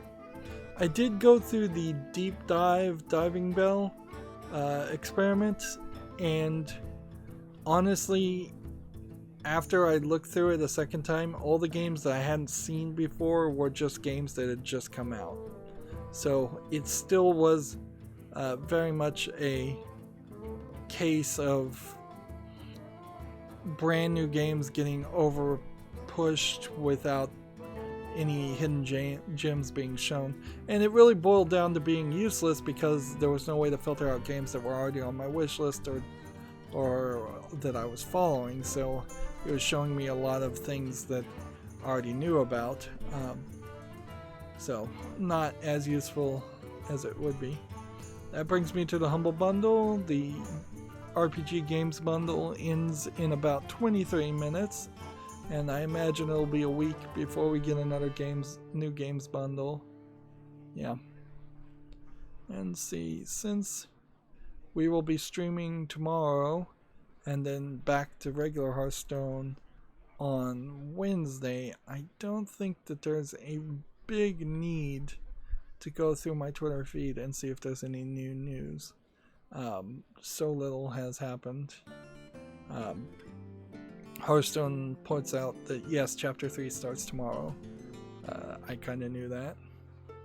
Google Play Pass has launched in the US. I didn't even know that was a thing. But yeah. I think we're good enough to just end the stream where we are. So let me turn my head back to the microphone. As always, I ask you to like, share, subscribe, comment, and watch every second of my videos.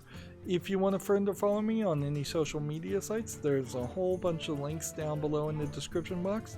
And if you want to support me even further, there's a link to Patreon, or you can friend me on Steam and gift me a game off my wishlist. Thank you for watching. Have a good evening.